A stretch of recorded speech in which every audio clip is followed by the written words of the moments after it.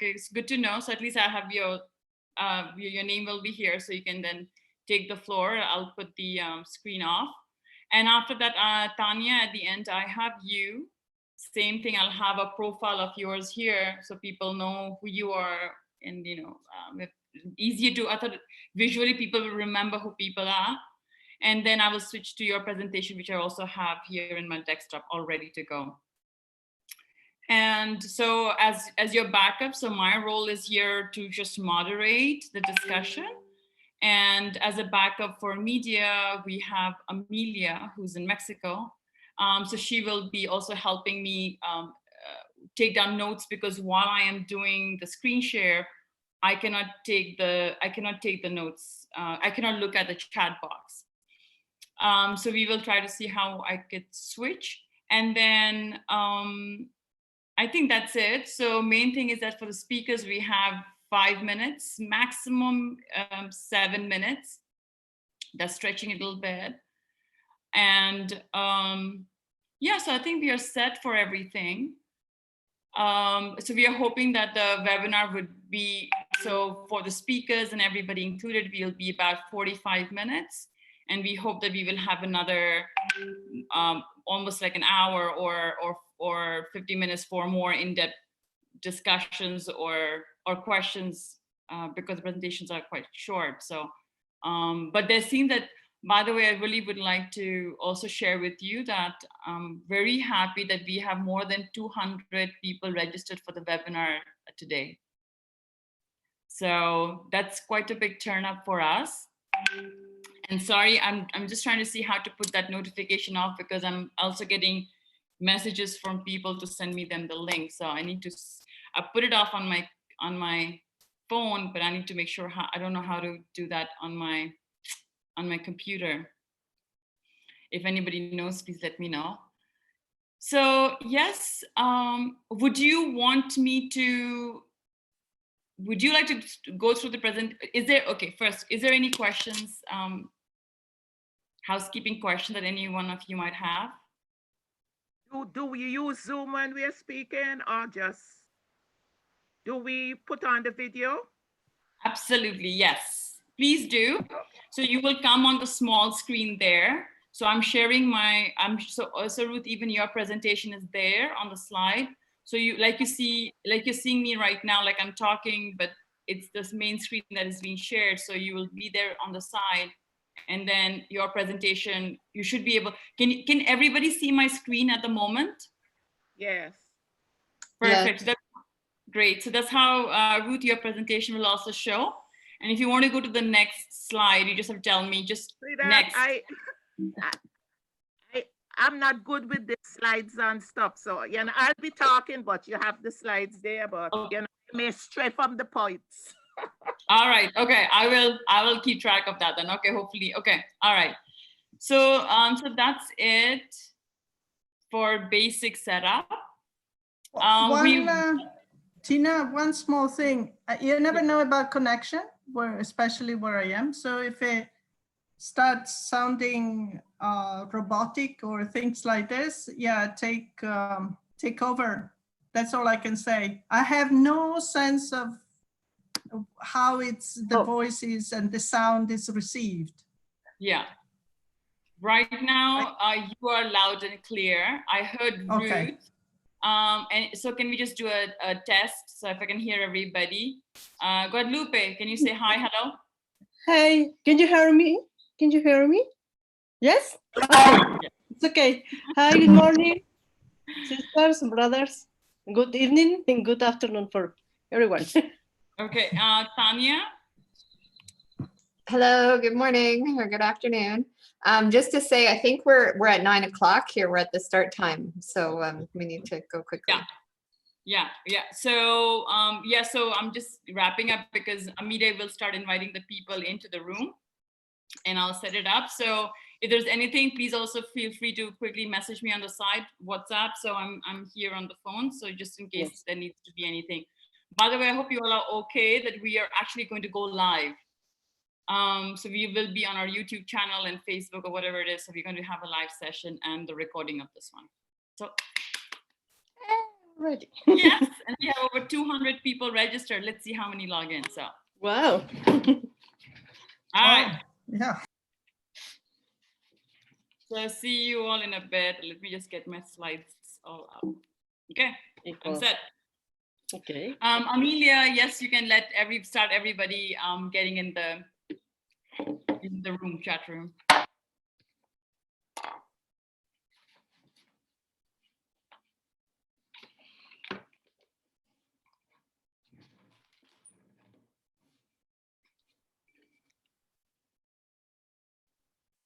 Okay, she's putting in 50 people in the room right now, so we can. Oh.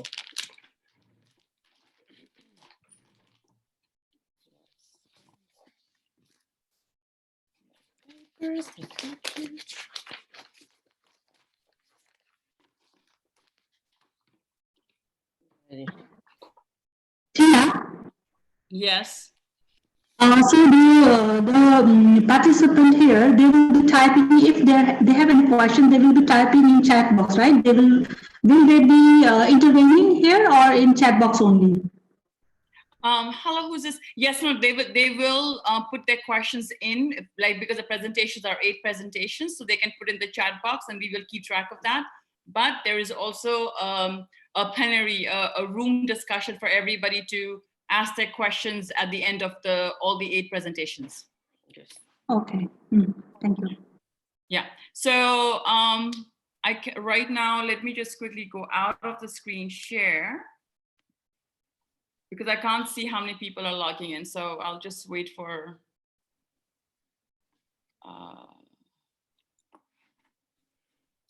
yes, so, and the only thing is that for the presentations and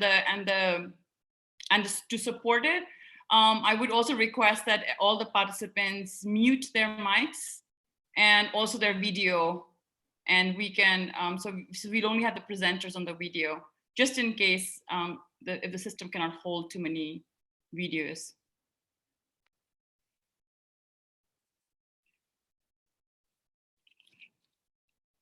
Let me just go, because like this, I cannot see how many people.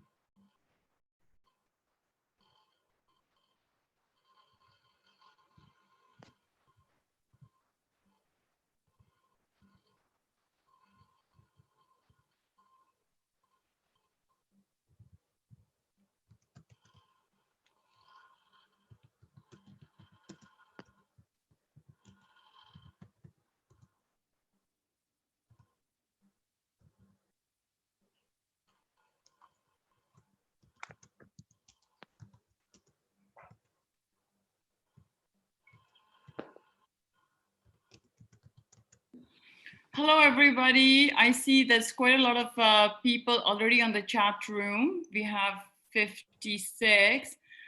Just give us another, maybe, if that's okay, another 5 minutes for my colleague to add in some of the requests that have come in. But welcome to the webinar, and thank you for taking this time.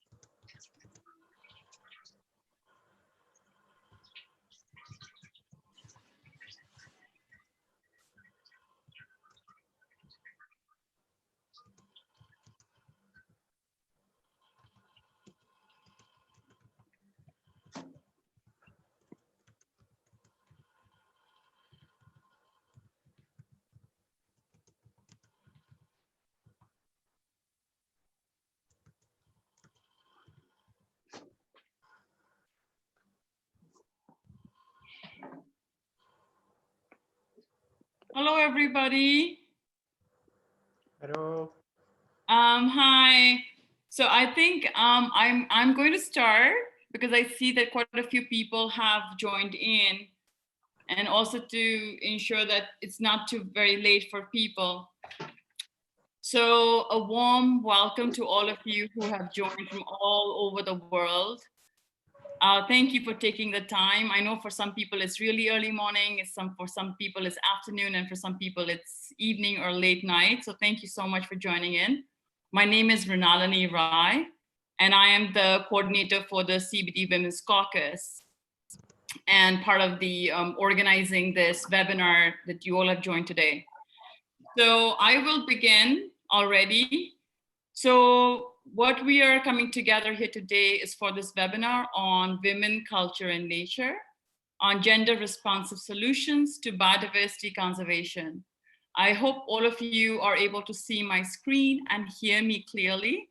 If you do have a problem, please put your questions in the chat so we can make sure that it's going to everybody very clear.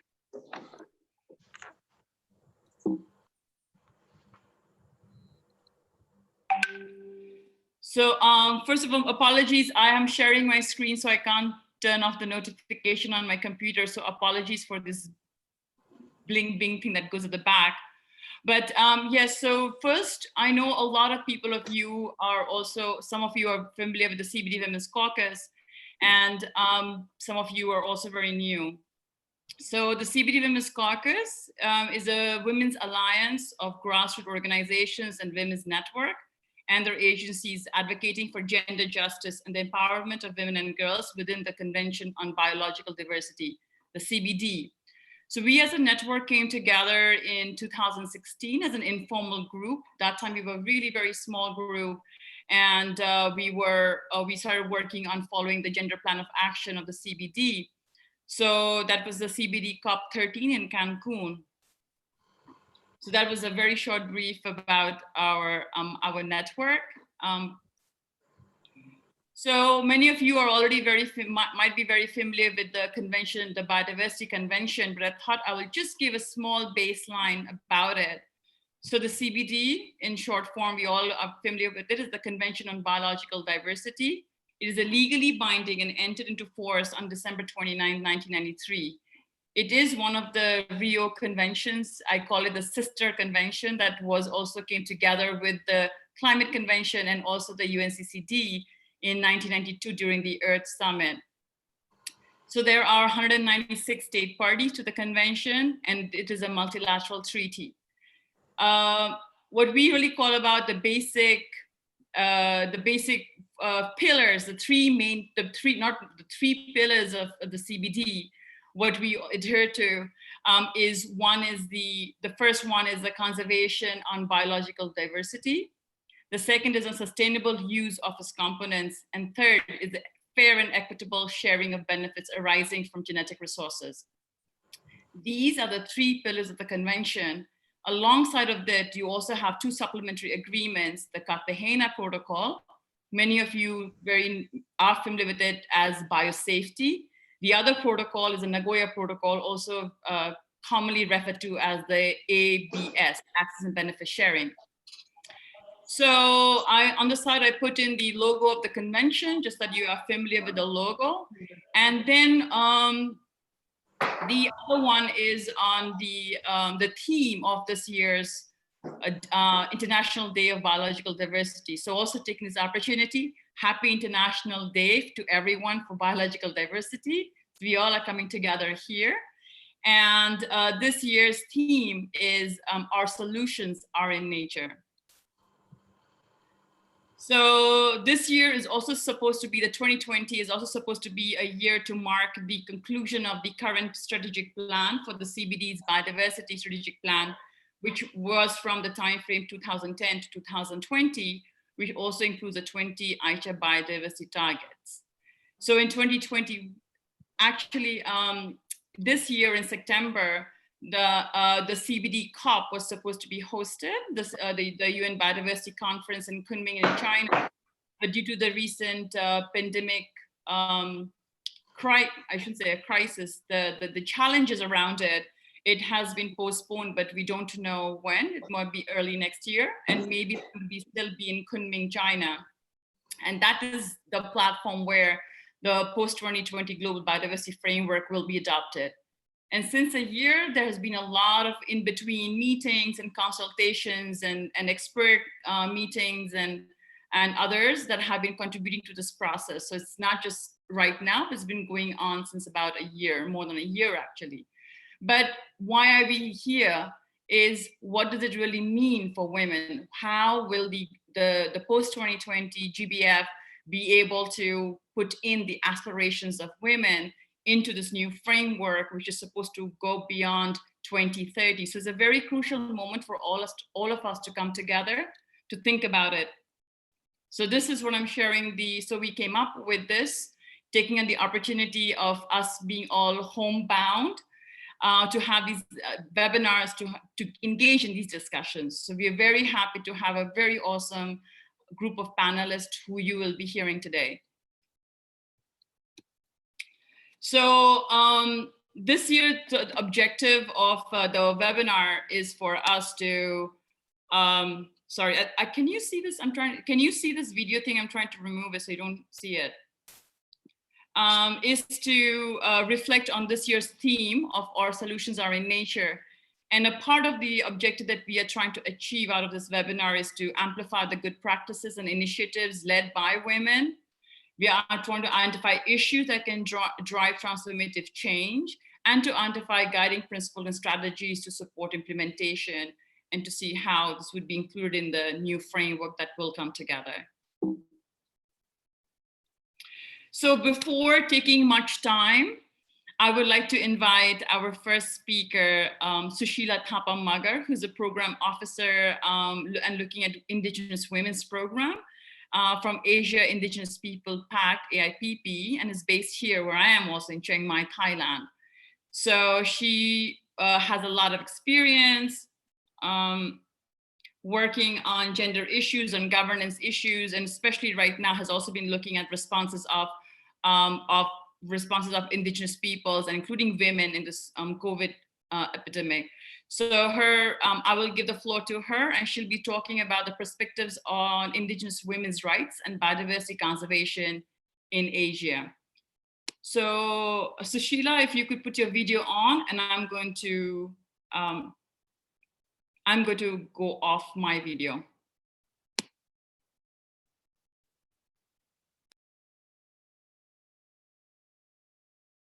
Thank you, Tina. Namaste. Good evening.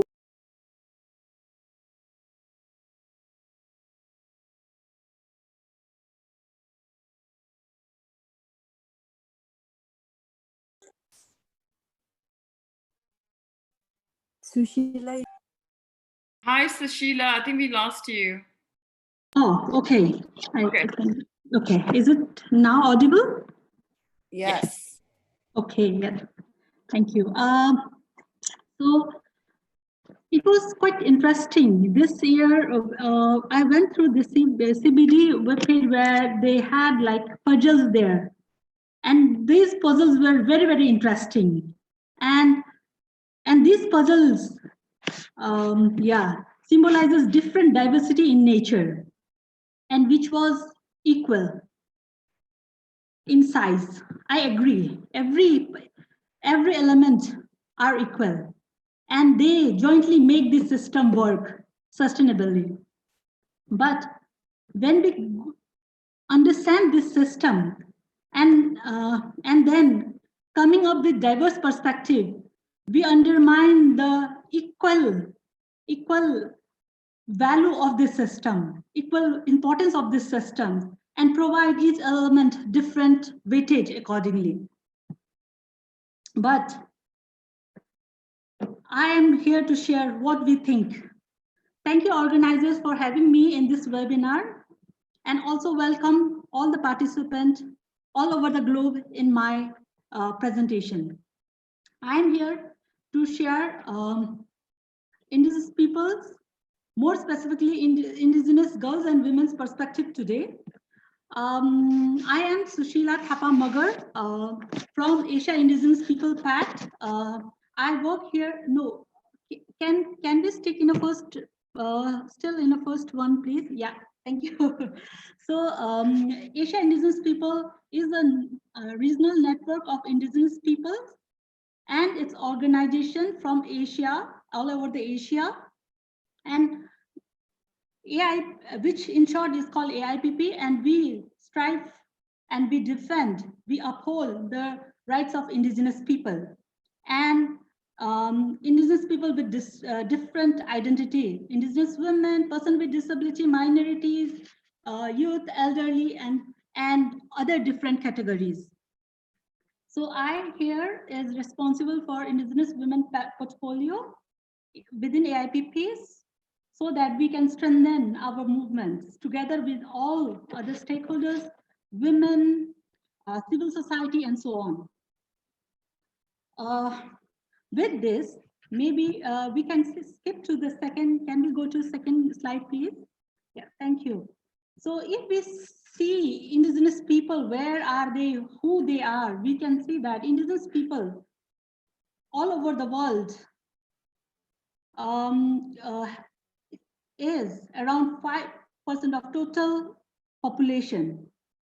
But very recent ILO 2019 estimates that the total indigenous people's population is 6.2 around the globe. And same goes with, okay.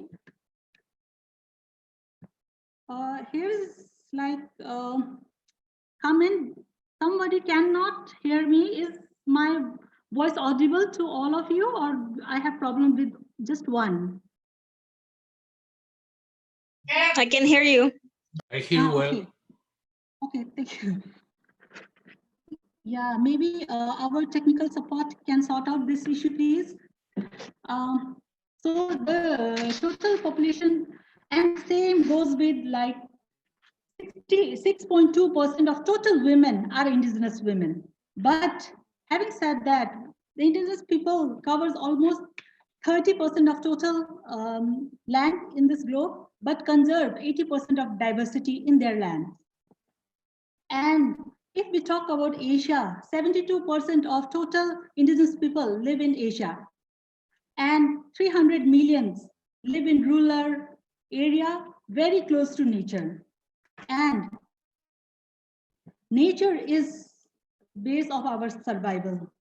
Without nature, we could not survive, because we depend every aspect of our livelihood, economic, income, employment is linked with nature.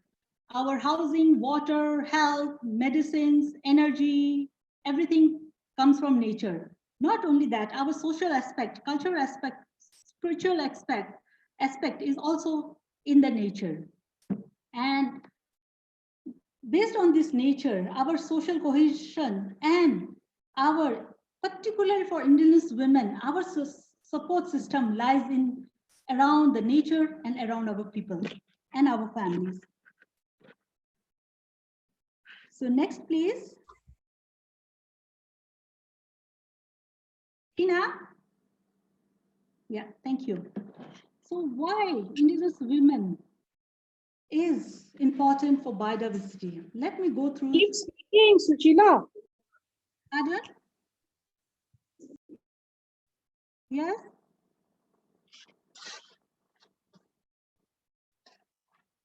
Hello?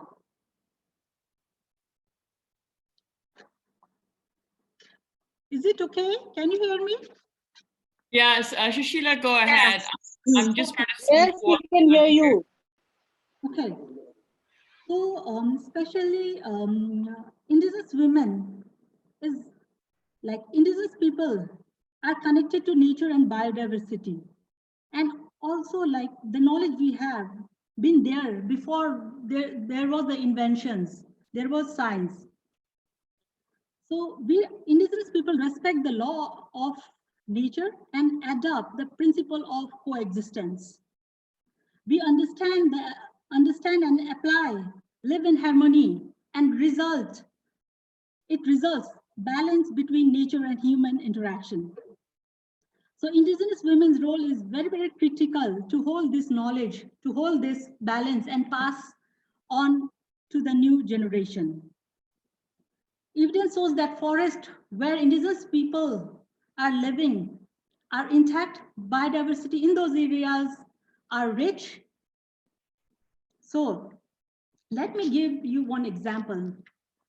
As I am trained in forest management from forestry, so we were taught to select the mother tree for seed, which is very vigorous and which can produce lots of good seed and bring new cohort of seedlings and successions for the forest, for the other flora and fauna, and also for community and their future generation. But when it comes to Indigenous people, they have translated this knowledge as Indigenous knowledge to the practice across the Asia, but the forms are different. Let me give you an example of Thailand. Here, Thailand, Karen is one of the Indigenous people which select most vigorous tree in the forest after they give birth to a child. So that tree is symbol of that child. The tree is symbol of that child, and they have to protect and take care of that tree, make sure it remains healthy. So we can relate this with the learning we had in our academic sessions.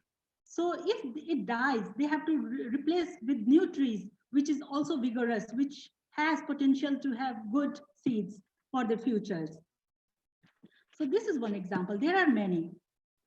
So Indigenous women, Indigenous people are born culturally trained, and then women plays a critical role to transfer this knowledge and train the new generation and people who forget it. So in one of the, I'm bringing some example of Asia, where in Philippines, where even school has incorporated this kind of Indigenous knowledges in their curriculums. So they teach how the Indigenous practices are, what are the Indigenous knowledge, cultures, traditions, and how we apply them. And so it can be sustained and passed into generation to generation. That's why we can see global trend is that people are going back to the nature. We, everyone knows we pay premium price for organic food because these are natural, these are healthy, and we are willing to pay for it. Same goes with handmade products. Same goes with our adventure and our time spent in nature. We spend we invest for it. So it is the time we go back to the nature and hold the knowledge we have. So diverse Indigenous knowledge that Indigenous women hold, these are both past and future navigator to link us to the nature and nature-based solutions. Indigenous women are frontline defenders, human rights defenders. They defend for their human rights, they defend for their land territories and resources, and also they are always in forefront. Very recently, like it happened, we have some participants from Nepal too, how the women are attacked in a different form. They might also can share their, their experiences on fighting with this stereotyped, misogynist thinking that women has to face. And Indigenous women is much more, discriminated as being an Indigenous woman, as being a woman and being Indigenous people. So it has like double, many more manifested discrimination towards women, Indigenous women. So that's why Indigenous women journey for struggle persists for a very long time. And then, as mentioned earlier, their struggle persists because they have to fight for their existence and survival with conserving their nature, which is their base. yes, there are many instruments which safeguard indigenous people, indigenous and women's rights. Just to mention about indigenous people's right, UN Declaration on Rights of Indigenous People and ILO 169 are the instrument which safeguards indigenous people's right. Yeah. So women are the one who are the front line defending and claiming their rights as indigenous people, as a women, as an indigenous. But the role of indigenous women is changing. So role, like right now, we all are suffering, and that's why today we are lucky. We are here virtually, and much more people joined this webinar. I think this is also opportunity amidst of this very difficult time. We all still are suffering from COVID-19, and impact is different with country-wise, gender-wise, and then the where we belong to. Most of the Asia countries are in lockdown situation. However, we all are aware how we are facing with this COVID-19 impact with our different diverse identity, both living in rural or urban setting.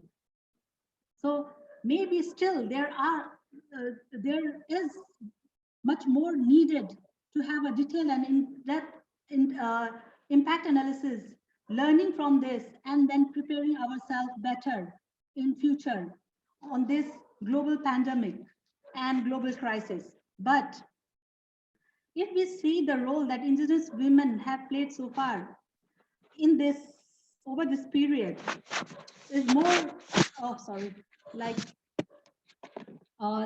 they are playing very transformative role. They are playing, indigenous women are using their indigenous knowledge and skills to prepare, to stock their food as a preparedness on this pandemic. And not only themselves, they are self-helping their communities, their neighbors, and also they are providing socio-psycho counseling and moral boost to people who are suffering from this. Of course, not mentioning there are many cases where worldwide where suicide cases are are raising, especially this in community lockdown in indigenous people's area. They have done the voluntary lockdown, and then they are self-helping through their foods and other materials which they get from forest, and also it helped them to avoid the price hike in different countries they are facing right now. So this is how the indigenous people, especially indigenous women, use their own resources for their survival in this difficult movement. And also not only this, global crisis like climate change, desertification, and so on. This is how they are helping each other to come to this new normal. Yes, yeah, it is. There are many challenges. There are issues on the way.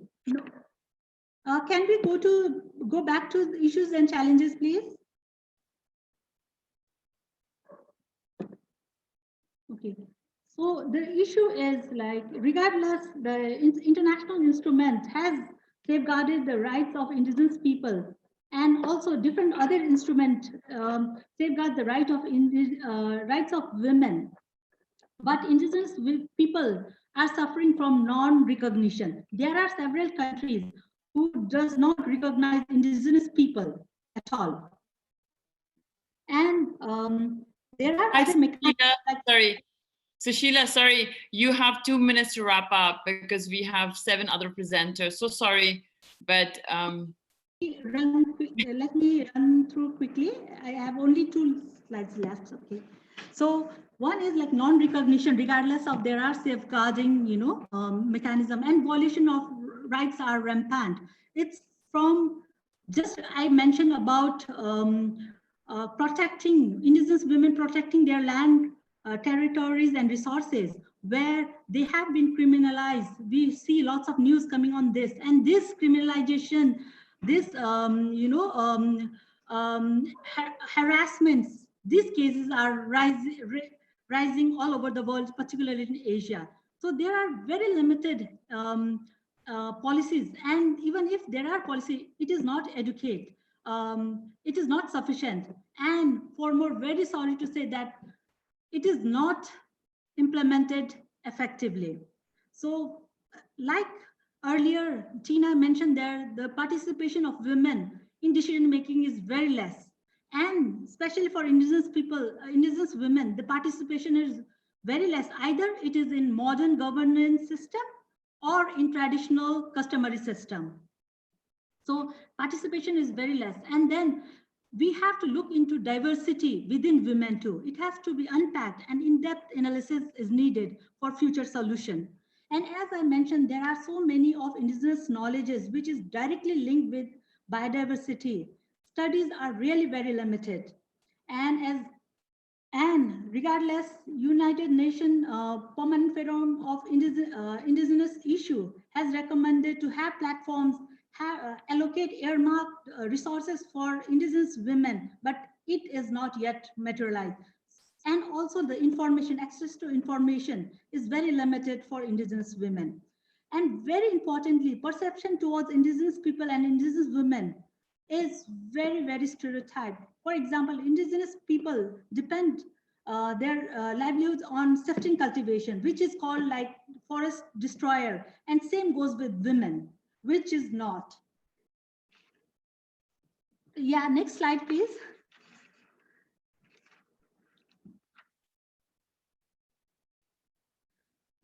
So way forward is we have to recognize the indigenous people all over the world, respect and promote indigenous peoples and indigenous women rights enshrined in different national, regional and international policies.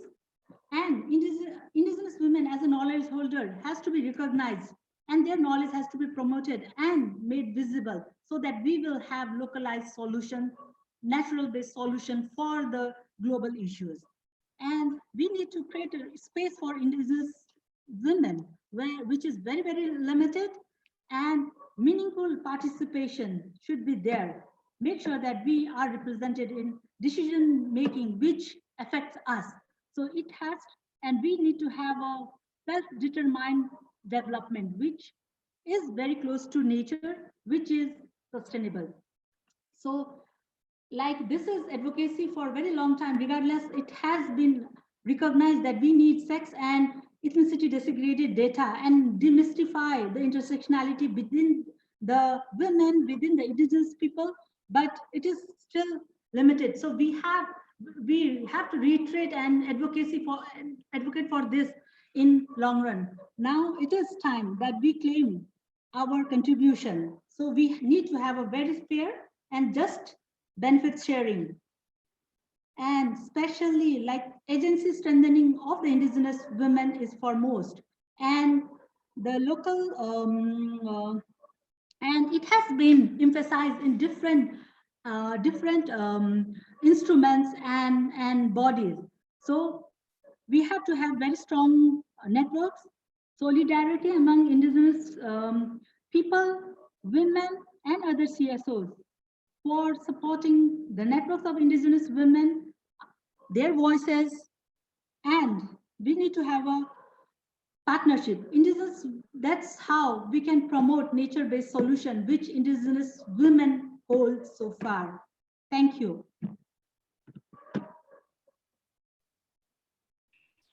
Yeah, thank you very much, Sushila. And I'm really sorry to cut you short. This itself needs another an hour discussion and a webinar, I think.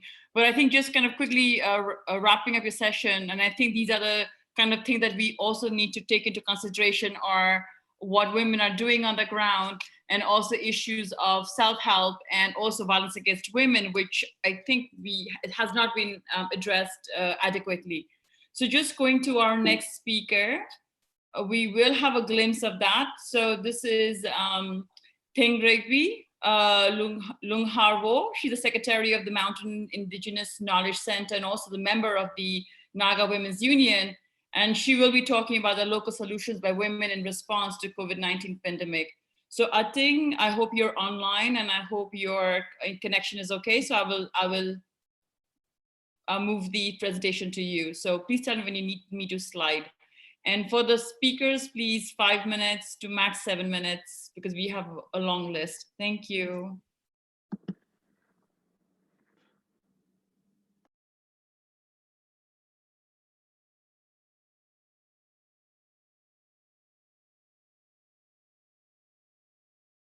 Hello, Ating, are you online?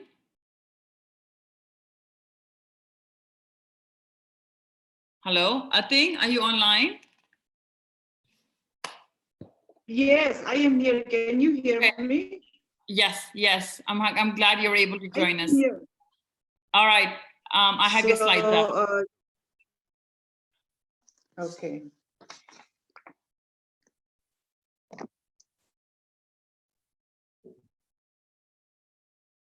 So I'll just speak, okay? Yes, please do, and you're most welcome to also put your video on. So 5 minutes, max 7 minutes, yeah. It's all right. Hello, everyone. I'm so glad that we all can meet here through this platform.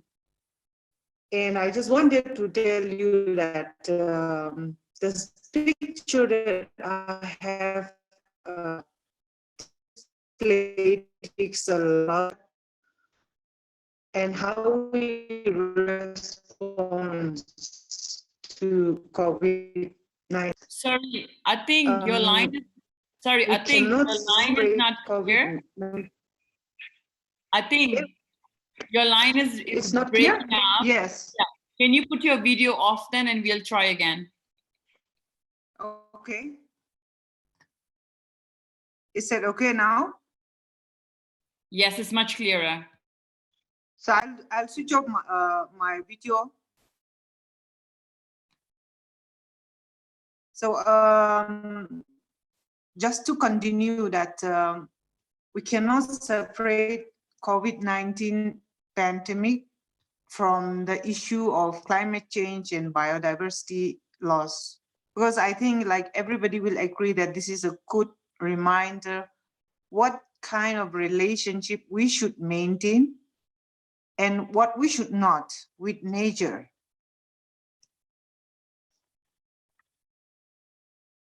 Next slide.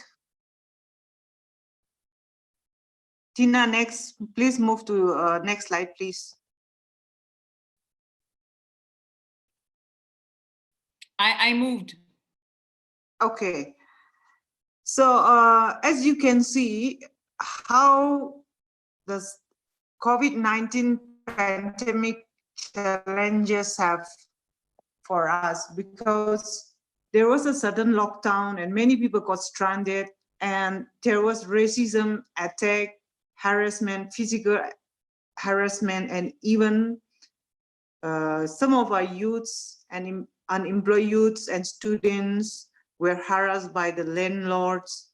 They cannot go and buy necessary grocery items because we look like a Mongoloid look. And so many unemployed. So those are the challenges that I have just listed down here. And to add to this, we have also faced militarization during lockdown. So how, next slide, please. Next slide, please. So how we respond to the challenges that we face? Well, there were different stages. So initially, what we do is we encourage spiritual science for healing, because we believe that spiritual science itself is nature, and we were not sure if the worst is already happened or is yet to come. So we rely on our spiritual science.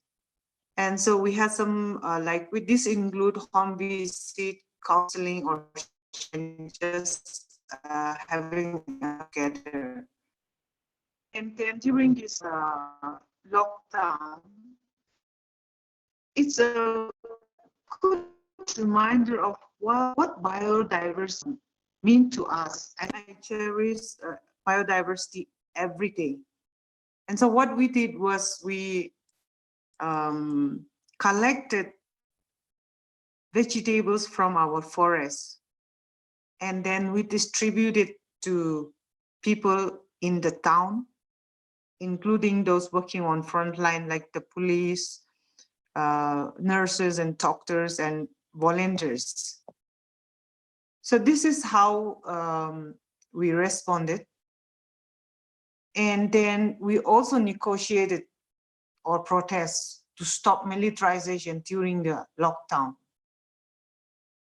And that was in the initial stage. Now what we do is we form a committee, and then we raise funds and bring home stranded. We also build quarantine centers and then cultivate more crops. This lockdown also coincides with our seed sowing season, and we sense that there will be less food in the coming years. So everybody in the community is cultivating more crops. And one good thing is also how maintaining traditional seed crops has helped as we do not suffer from this lockdown. So those are few things that how we have responded. And for me, what biodiversity means to me is the clean air, the clean water, and seasonal foods. That always attracts me to my land. So we cannot imagine without biodiversity in our day-to-day life. And this relationship is best explained when during the lockdown, when the market is closed, we cannot rely on the market. What we did was we go to the forest, collected about 33 varieties of vegetables, and then distributed to the people in the town for free. This is about a culture of sharing and caring. Next slide, please. Yeah, and this was even recognized and acknowledged by the Chief Minister. How much vegetables we have contributed is acknowledged by the minister, Chief Minister himself. Next slides. I think my picture can speak. Next, Tina, next slide, please. So this is also how we turn to spiritual science, and we are getting a very good response from the community about our home visit and talking and sharing. And then having work together, meditation together. So now more people are demanding to have fellowship with us. Next, we also fight militarization during lockdown, and this is the situation how indigenous peoples is at home on the ground. Next.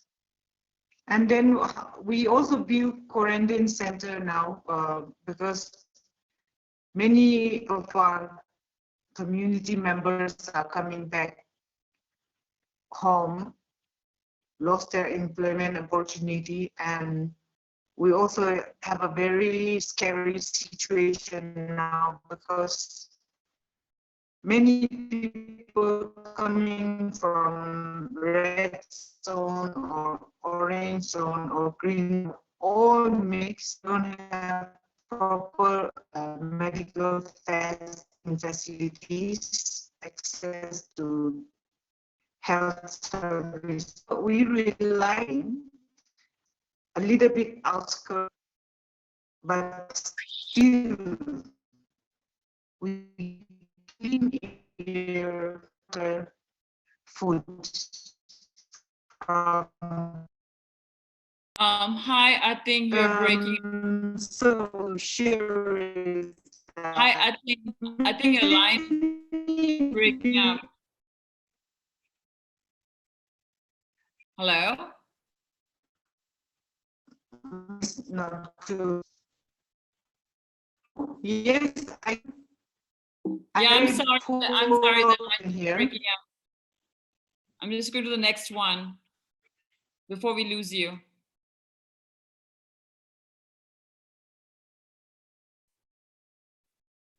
Hello?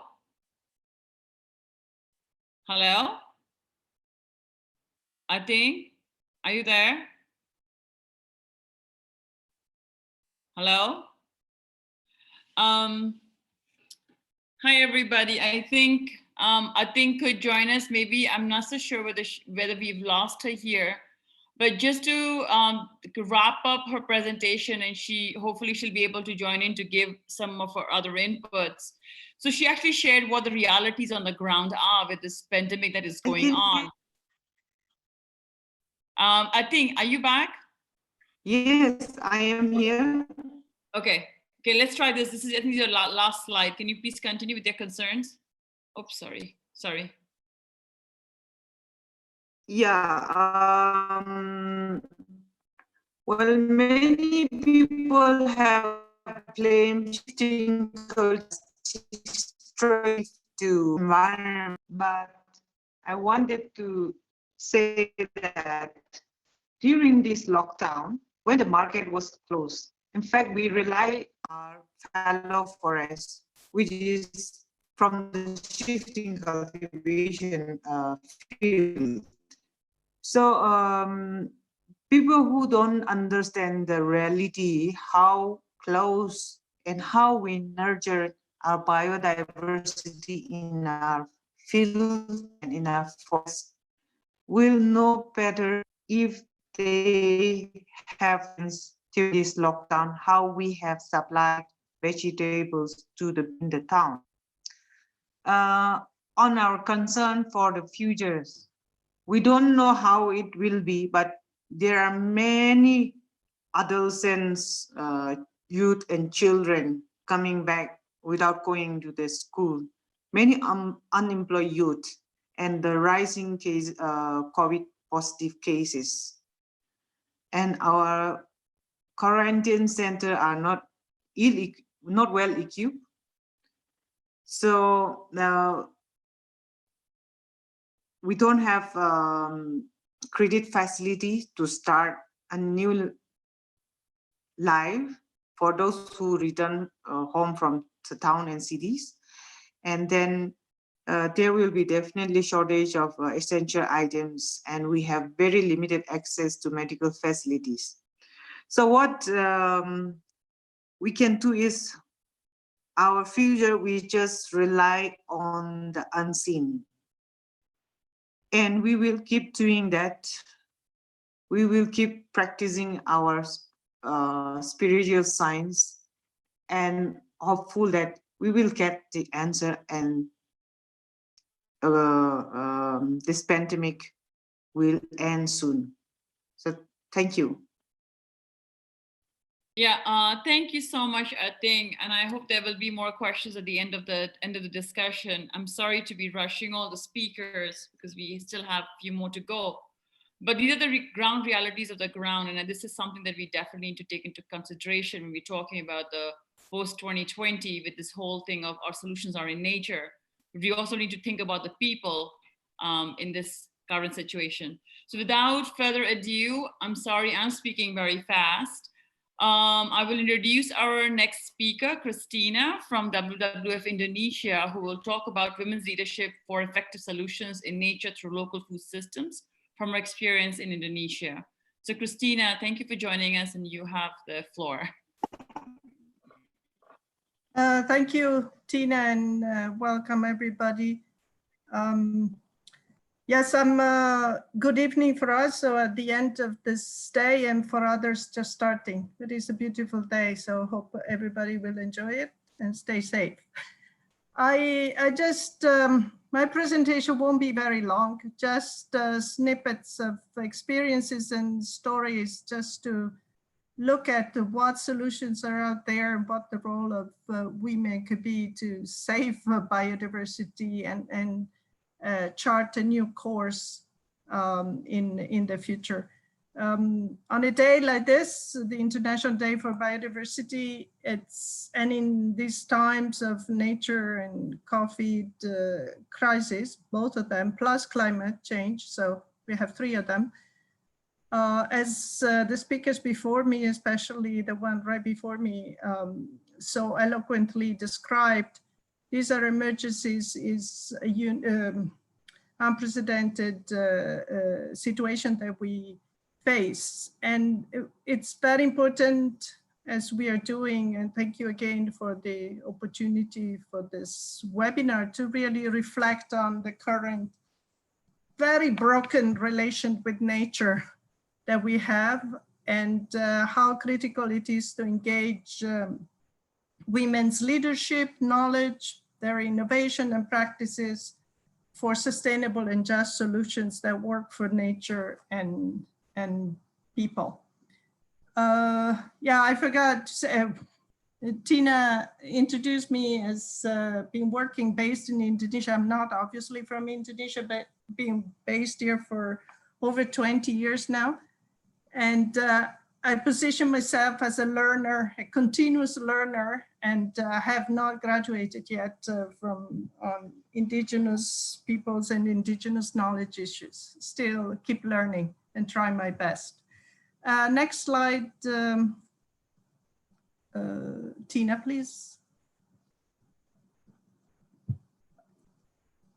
Okay.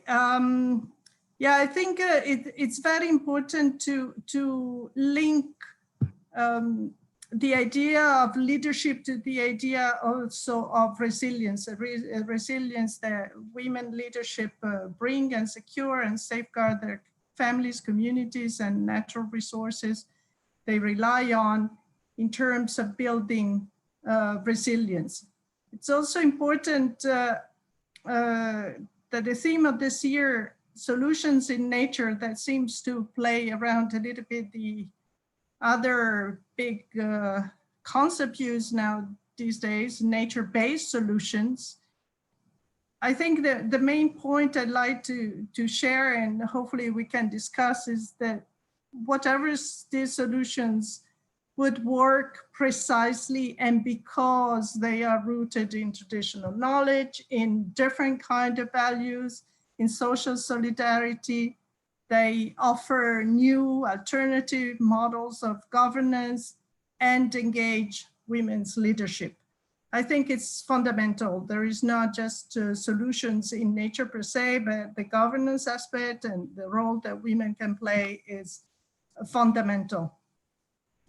It's also, we know that while there are endless and countless examples of women's roles in natural resource management around the world, in many cultures and many places, it's still the visibility of these roles and how these roles count towards issues of policy decision, budget allocations, and even in conservation initiatives. And I'm saying this precisely because I work with WWF, is still limited. And there is a lot more that we need to do. There are still many exclusionary governance mechanisms that affect women in a negative way, adversely. But it's interesting also to note that in these times of COVID, the issue of women's leadership, not only Indigenous women, but women's leadership in general and decision makers has come to the fore. And there have been several discussions on the news about why is it that countries led by women are handling COVID emergencies better and they're more effective in responding to the emergency. And various considerations, but one simple one is also that the knowledge that the women have how to handle emergency is because of the everyday engagement and the making so many choices to care for their families, communities, and resources. So in a way, the readiness of women to deal with this kind of emergency is probably higher. 3 simple case studies that I want to mention. One, next slide. One is from the eastern part of Indonesia, and it refers to an area, a place, a space, a very gender space, a very women space, which is the intertidal area along the coast where women governed, collect shells, mollusks, and shrimps and other seafood to, first of all, to ensure good nutrition, good proteins for their family, but also for local sales to domestic and international tourists. So it also becomes a good source of income.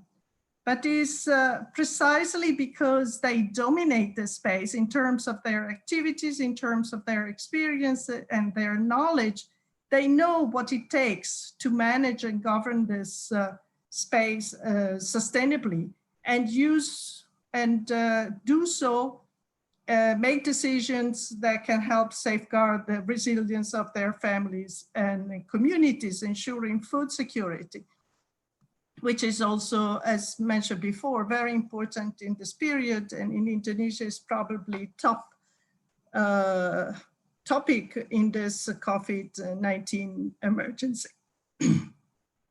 And so a leadership should be seen as the obvious, most pragmatic and most appropriate choice to consider and engage women to continue to manage these resources in some more formal ways. And this is precisely during a workshop a few years ago back in the island of K, in the southeastern islands of the Moluccas.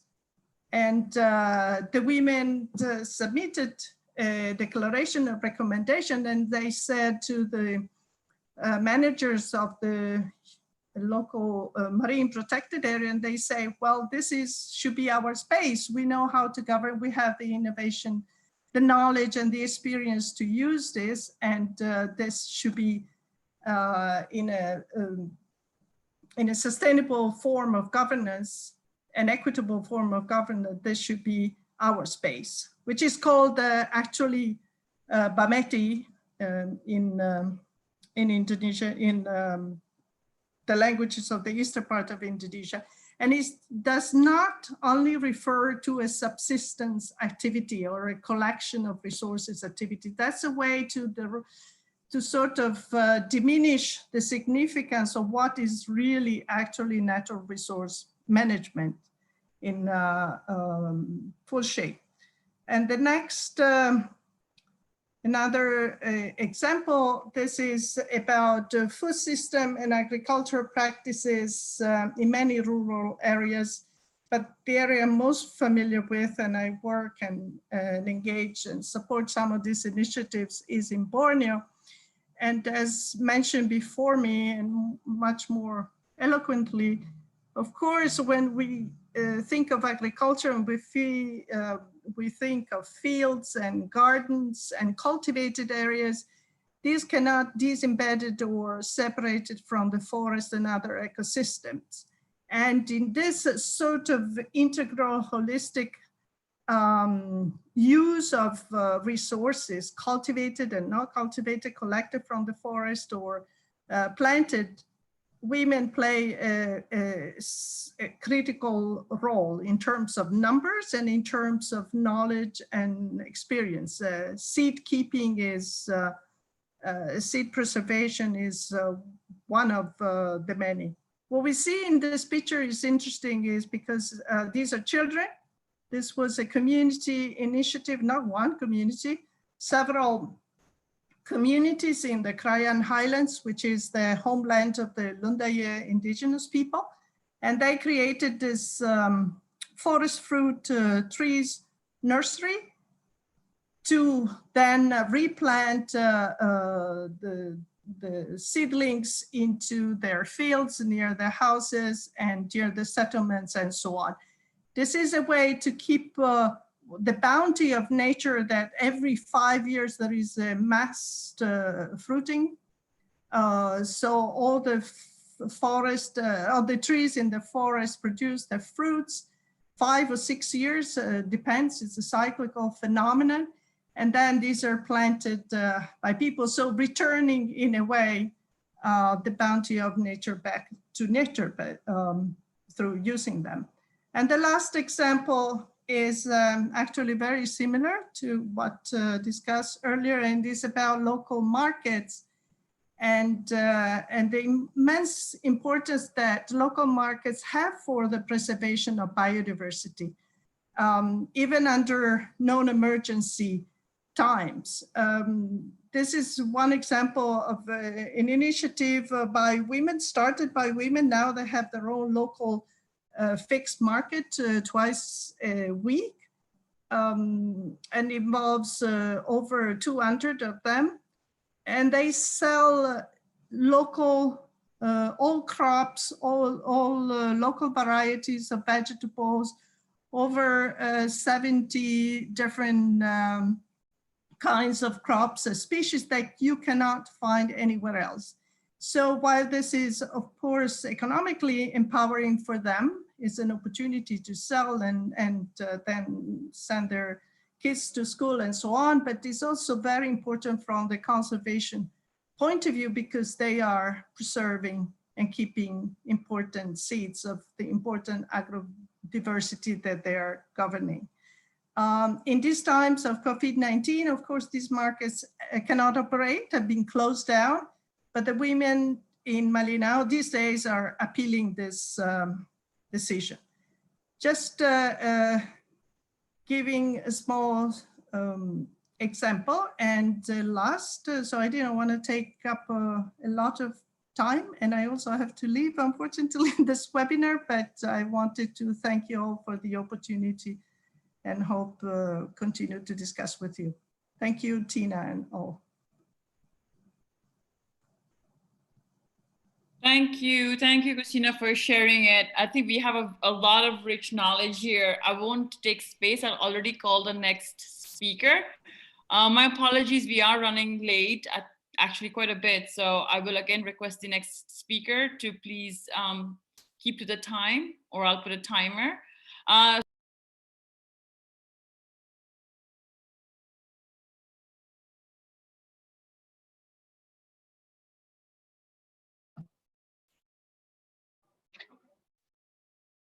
Oops, sorry. Sorry. So yes, our next speaker is Edna Kaptoyo from the Pastoral Communities Empowerment Program from Kenya. And she'll be talking about Indigenous women stewards of biodiversity, and she'll be bringing in her perspective from Africa. Another request is for all the other participants, if you are not the speaker, please put your video off so we just make sure that the live streaming, everybody can able to hear everybody. So Edna, I hope you are there. Yes, Tina. Okay, perfect. So I'm getting offline. Let me know when to change the slide. Thank you. Yeah. Greetings, everyone. It's evening here in Kenya, and I'm glad we have a lot of people joining in the webinar despite the global pandemic. I see we are keeping positivity. And of course, we know that the role Indigenous women play, as highlighted by the previous speaker, Sushila, Christina, and I think it's amazing. And it's good to see the perspectives from other regions. So today I'm not gonna focus on the pandemic itself, but as well, I'm going to highlight some few examples from Africa, from experiences in terms of interacting with Indigenous women's group and working with them, and also seeing how they are stewarding, they are undertaking their role as stewards of biodiversity, which is enhancing biodiversity conservation in their regions, and also empowering communities, the youth and children, as well as them engaging in policy making as well to influence that. So I hope you're going to have a good conversation. Tina, next slide. Tina, next slide. So these are some of the photos, but I'm going to share a lot in terms of the role Indigenous women are playing in the next slide. Yeah, Tina, next. Yeah, so I would give us a few examples, and one caveat I would like to pull, we know Indigenous women's role is as a carers of their communities as well, is really linked as well to the interaction with nature. And so we also talk about interaction with nature and also their contribution in terms of their traditional knowledge and also the way they've been innovating as they go on despite the challenges they are facing currently, like climate change, the pandemic, which also affects the way Indigenous women are doing their initiatives now because they depend on collective action, supporting each other, whether it's doing farming activity, whether it's doing the protection of watersheds and so forth. One of the areas that give an example is in terms of protection of watershed. So in Kenya, for instance, our main water sources really come from water towers, and there are few in Kenya because 80% of our lands is considered dry lands or arid lands. So that means we do not, it's not good for farming, and also the water aquifer is not that great. But the women have been playing a greater role. And for instance, we have a group that's called the Orwaso, which under it there's a women group called Para Women Group.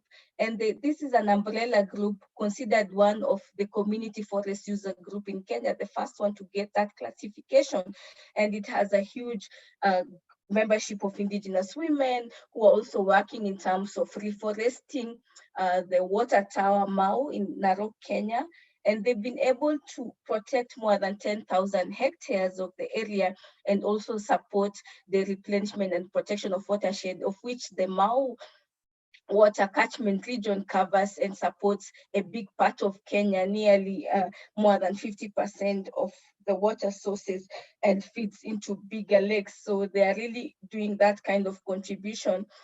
As well, we have initiatives going on amongst Indigenous women, doing exchanges, visits, but as well they started doing supports to each other in terms of exchanging Indigenous seeds and also setting up their own seed banks. So these are in terms of replenishing the seeds, like traditional seeds for medicinal plants, because a lot of Indigenous women are healers, and also those that are also for farming, like for corn, even for traditional artifacts. You can see in this picture, there's the gourds. And in some communities, when they visited one in Pokot, they realized they do not have the seedlings for the gourds, and they had disappeared in their community. And these Pokot women were able to support the Maasai from Narok with the seeds, and they already now, each woman in the community, they've been able to stock it up. And it's an important item in terms of traditional rites of passage and also celebration of ceremony, where they use the gourd to feed each other. So it has a cultural significance, and through these seed exchanges, women have been able to restore lost seeds and also being able to exchange amongst themselves and also learn from each other on how to start their own seed banks as a community, collective, and also as Indigenous women groups.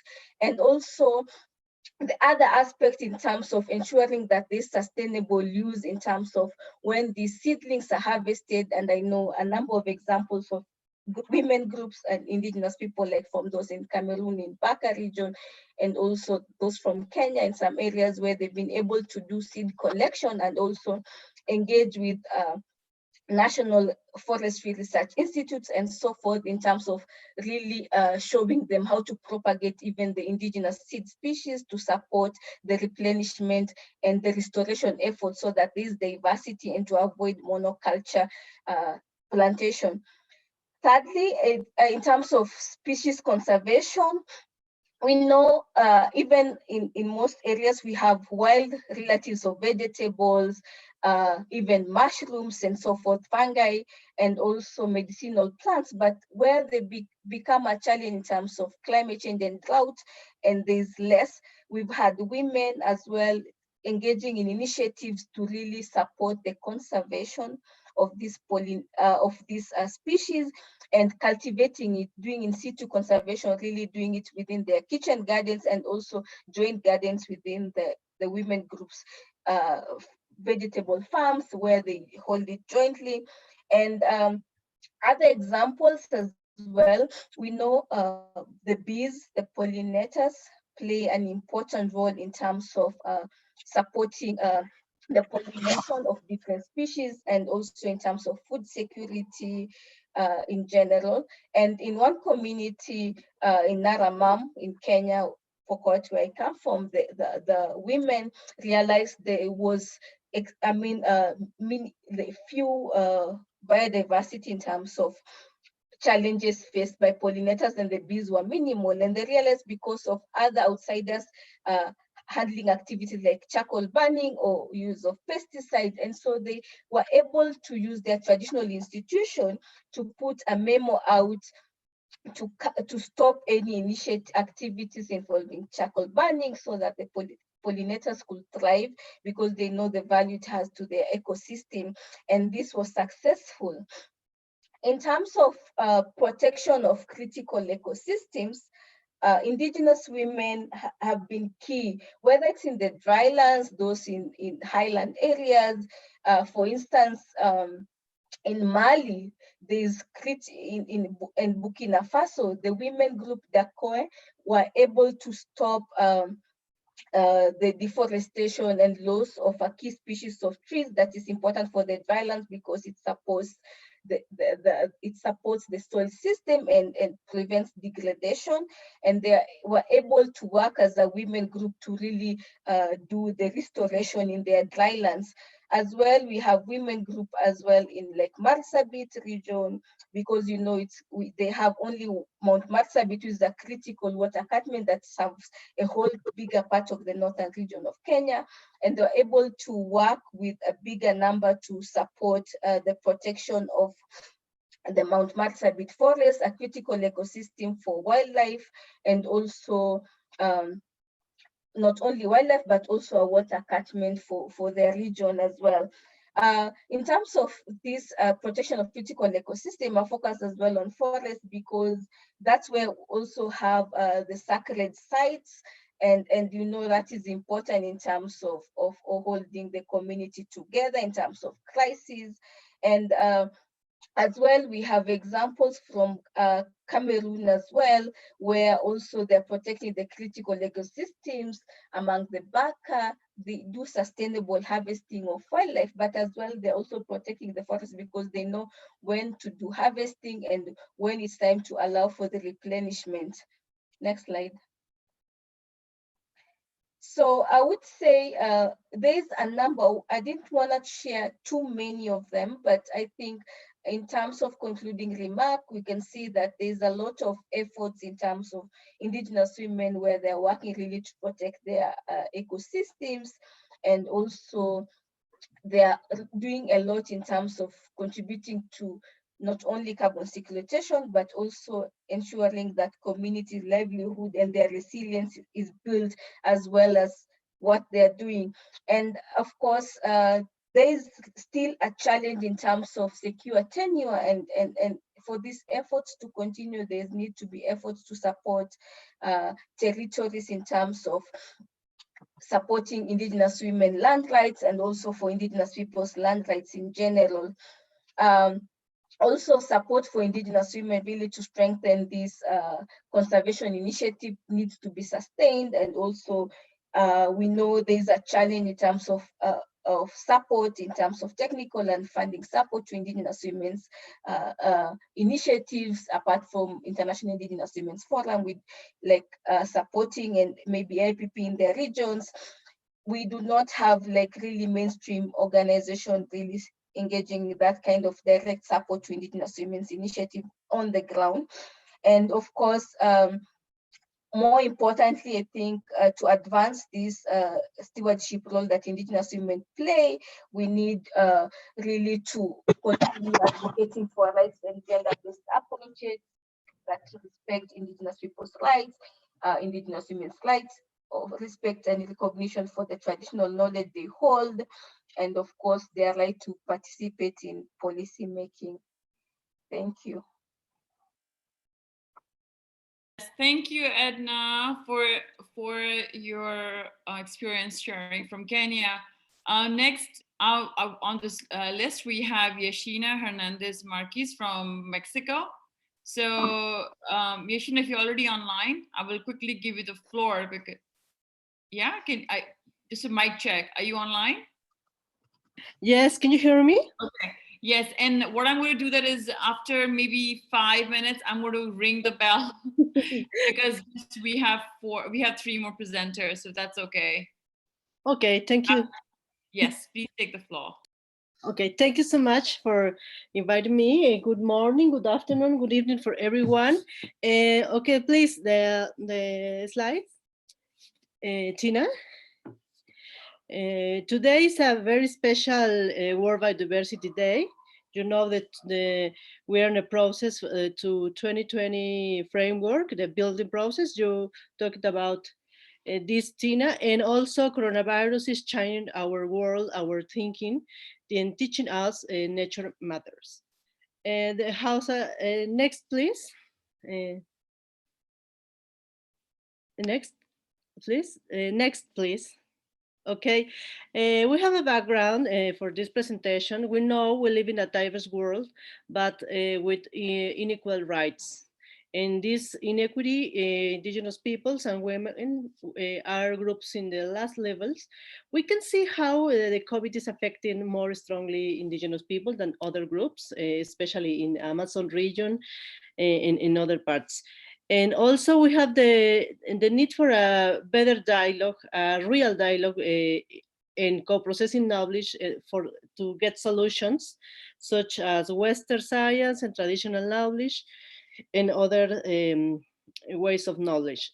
And finally, the international rights are recognizing for women and Indigenous people, but not in our countries. We can ask how many countries are in the 169 Convention or Labor Organization, and not enough implemented at the local level and on the ground. And next, please. Okay, this is very novel that the women and biodiversity, the very close relationship. We are the guardians. We have the traditional knowledge. We are traditional knowledge keepers in traditional medicine and some domesticated plants and breed.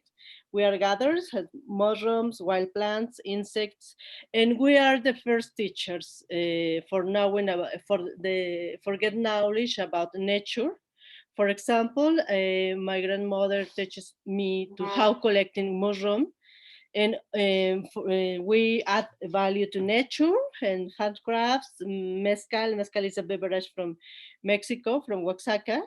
And historical, we are finally land defenders, but we are defending land that is not theirs, it's not ours, our. And Also, we have less rights in decision-making process than men in all levels, local, national, and international. Next, please. What are the biocultural community protocols? They are very recently tool it's an instrument that set out clear terms and conditions to governments and the private research and non-profit sectors for engaging with indigenous peoples, local communities, and accessing to their local resources and knowledge. They are developed throughout cultural-rooted participatory decision-making process within the community and are based on community customary norms, values, and law. Next, please. Okay. The biocultural protocols for our experience is a document with local rules in a way to be understood by external actors, outside actors such as universities, companies. And also we can take the opportunity when we are building a protocol to share the international framework that recognize indigenous and local rights and women rights, promoted at local level on the ground. And it's a base for a more relationship more equal between local communities, indigenous communities, and external actors. They are very recently, they have not more than 20 years old, and only, sadly, the only international commitment that recognizes biocultural community protocols is the Nagoya Protocol for access and benefit sharing. And next, please. Thanks, Tina. And this is Oaxaca. This is my state. We are in the south of Mexico.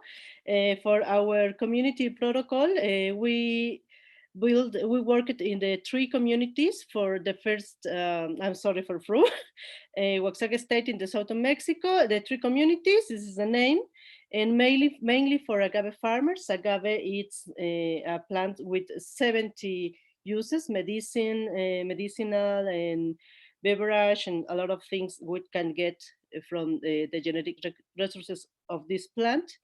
And we use it Nagoya Protocol as a frame, but we in these documents we put a lot of rules for biocultural heritage protection, biodiversity in land, archaeological resources, culture, and so on. And finally, we built 4 documents. And next, please. And women in Mexico and Oaxaca state particularly, we have rights recognized for indigenous people in the national level and the woman. But I don't know if it's just in Oaxaca or in all Mexico, we have laws for a minimum of women in the local governments, in the village. But this is a problem because a lot of people is not ready for to understand or for to handle this. And the national law on land rights is still privileging men over women in the heritage procedures. And we have 2 kinds of authorities, one for civil items and other for land resources, called a Commissariado of Community Goods. And a woman could be citizen if she's 18 years old and take part of the decisions for civil things, but she must to have a land right recognized for to be part of the community goods assembly. And in this assembly, it's very important because all the decisions relating with biodiversity, water, territory are taken in these spaces. Well, please, next. The process of the community protocols. We worked with men and women in the local communities.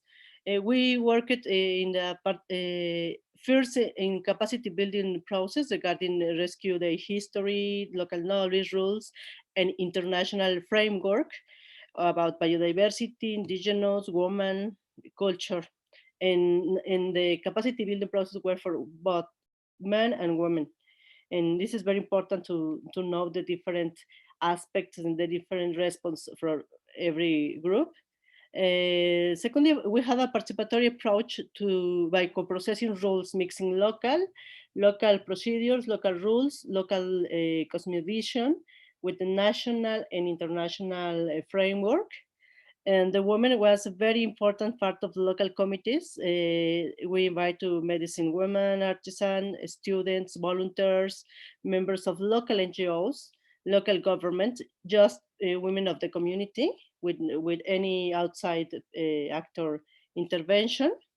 They were very active, and I released about the great level of knowledge and compromise.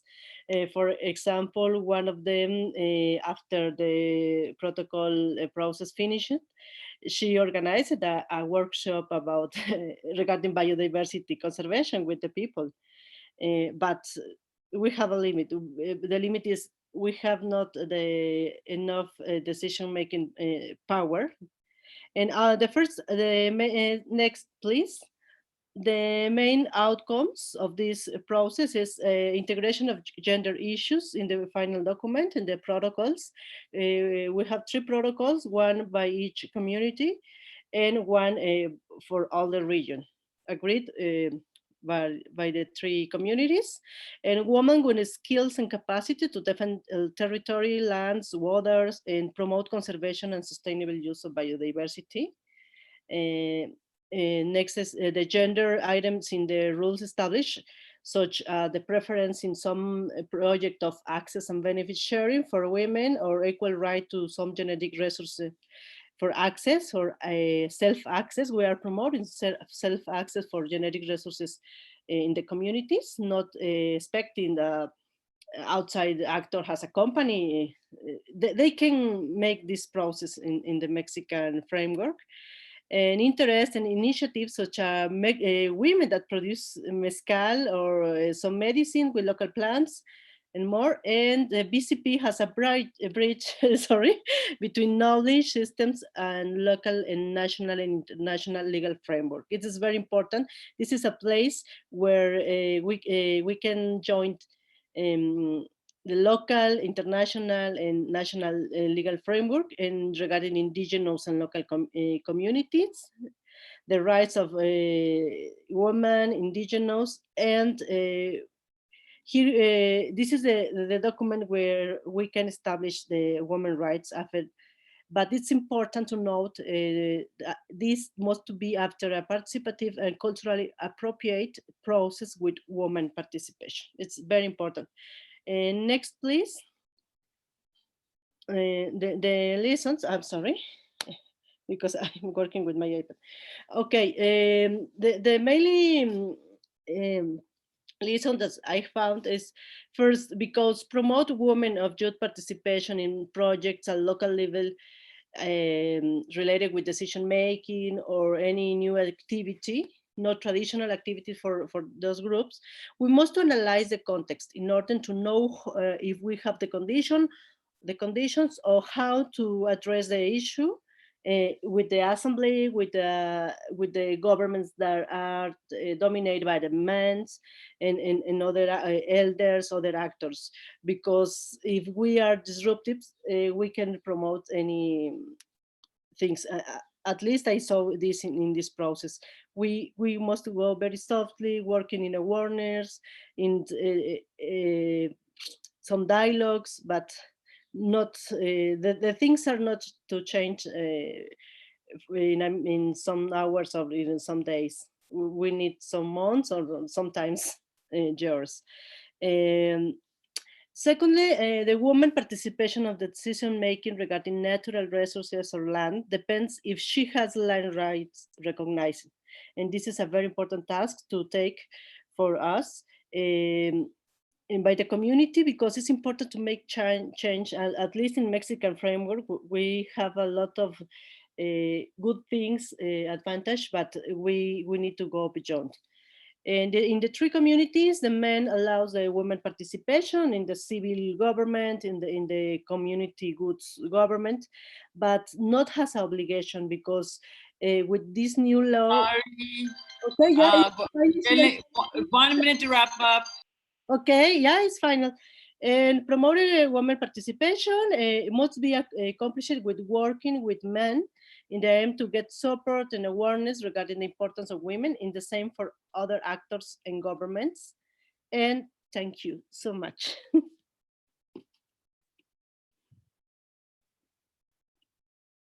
No, thank you very much. I think there was a lot of content on these presentations, and I hope you'll have more time to figure all of these out.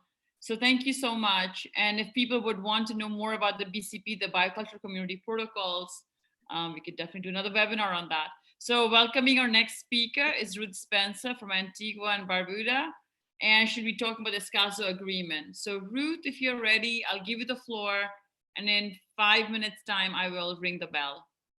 Good morning, everyone. Greetings from Antigua and Barbuda. Many of you may be aware that the Escazú Agreement, originally called Principle 10, was the first environmental human rights treaty in the Latin American Caribbean region. It has pillars of access to information, public participation, and justice in environmental matters. Knowledge is power. It was opened for signature in September 2018, and my country was the first to sign it. And we later ratified just March 5th this year. But if you ask the majority of the people on the island if they know about it, they would say no. So we are currently seeking to bring knowledge and awareness to our local groups and the people. And in the process, we have the backup support of Senator Maureen Hyman Payne. She's committed and dedicated, supporting the outreach, along with the UN ECLAC Secretariat based in Chile. We are all strong when our groups are strong. It needs 11 signatures for ratification. As we look at the global degradation and the crisis taking place that's impacting our biodiversity, we have to come to the conclusion it is an all of society approach, just what the vision of the post-2020 framework is working to. And I see that Escazú presents an opportunity to bring this into play, because it asks for inclusion and participation. This agreement was not just negotiated by parties in a room. The public mechanism was very much involved in every meeting. We were included, we had inputs into the final agreement. And those who couldn't attend the meetings in person, there was a mechanism set up where they could provide inputs and comments. Now, Escazú Agreement contributes to the enforcement of laws and policies that provide for environmental defenders.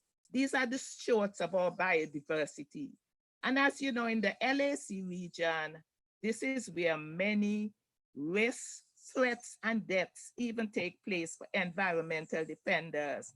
But Escazú Agreement has a clause that provides for the protection of these defenders, many of whom are women. This agreement is very empowering for our women and local community groups.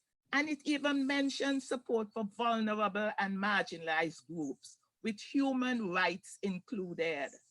This means for us, our local groups, we have it as a social accountability mechanism for environment protection and management. And if we can really make the Escazú Agreement work for us, it will build reliance and sustainability, because we live in small countries and we are at risk to so many environmental and other climatic factors. So how do I transition from a legal framework to practical actions on the ground? I have my role cut out for me, because I sit on several national interagency commissions.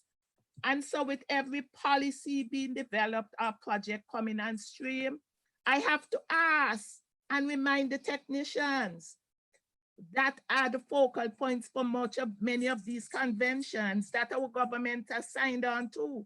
I remind them that these conventions are to benefit people. People are at the heart of these agreements. So if we can do the integration, if we can link and align the targets across these conventions, ESCAZU provides that opportunity. It has the framework for real empowerment and for transformation to take place because we're not working in silos and our efforts are cross-cutting across these various targets. And it allows for the local ownership and buy-in into the local and global processes. What we're asking for is our contributions to be valued and recognized.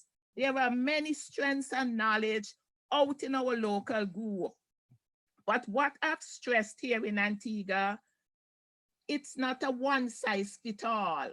A policy is coming into place, a project is coming on stream. We need to go to the people that are situated in these things. Don't ask them to come to the Capitol for a meeting. We have to go and reach them.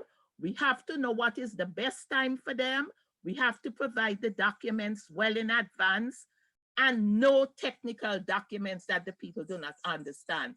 So sometimes I have to translate some of these, documents, very technical, into simple forms that can guide and advise and provide clarity to the groups. And these would have policies, implications, require data, but we have to identify the risks very clearly that people can understand.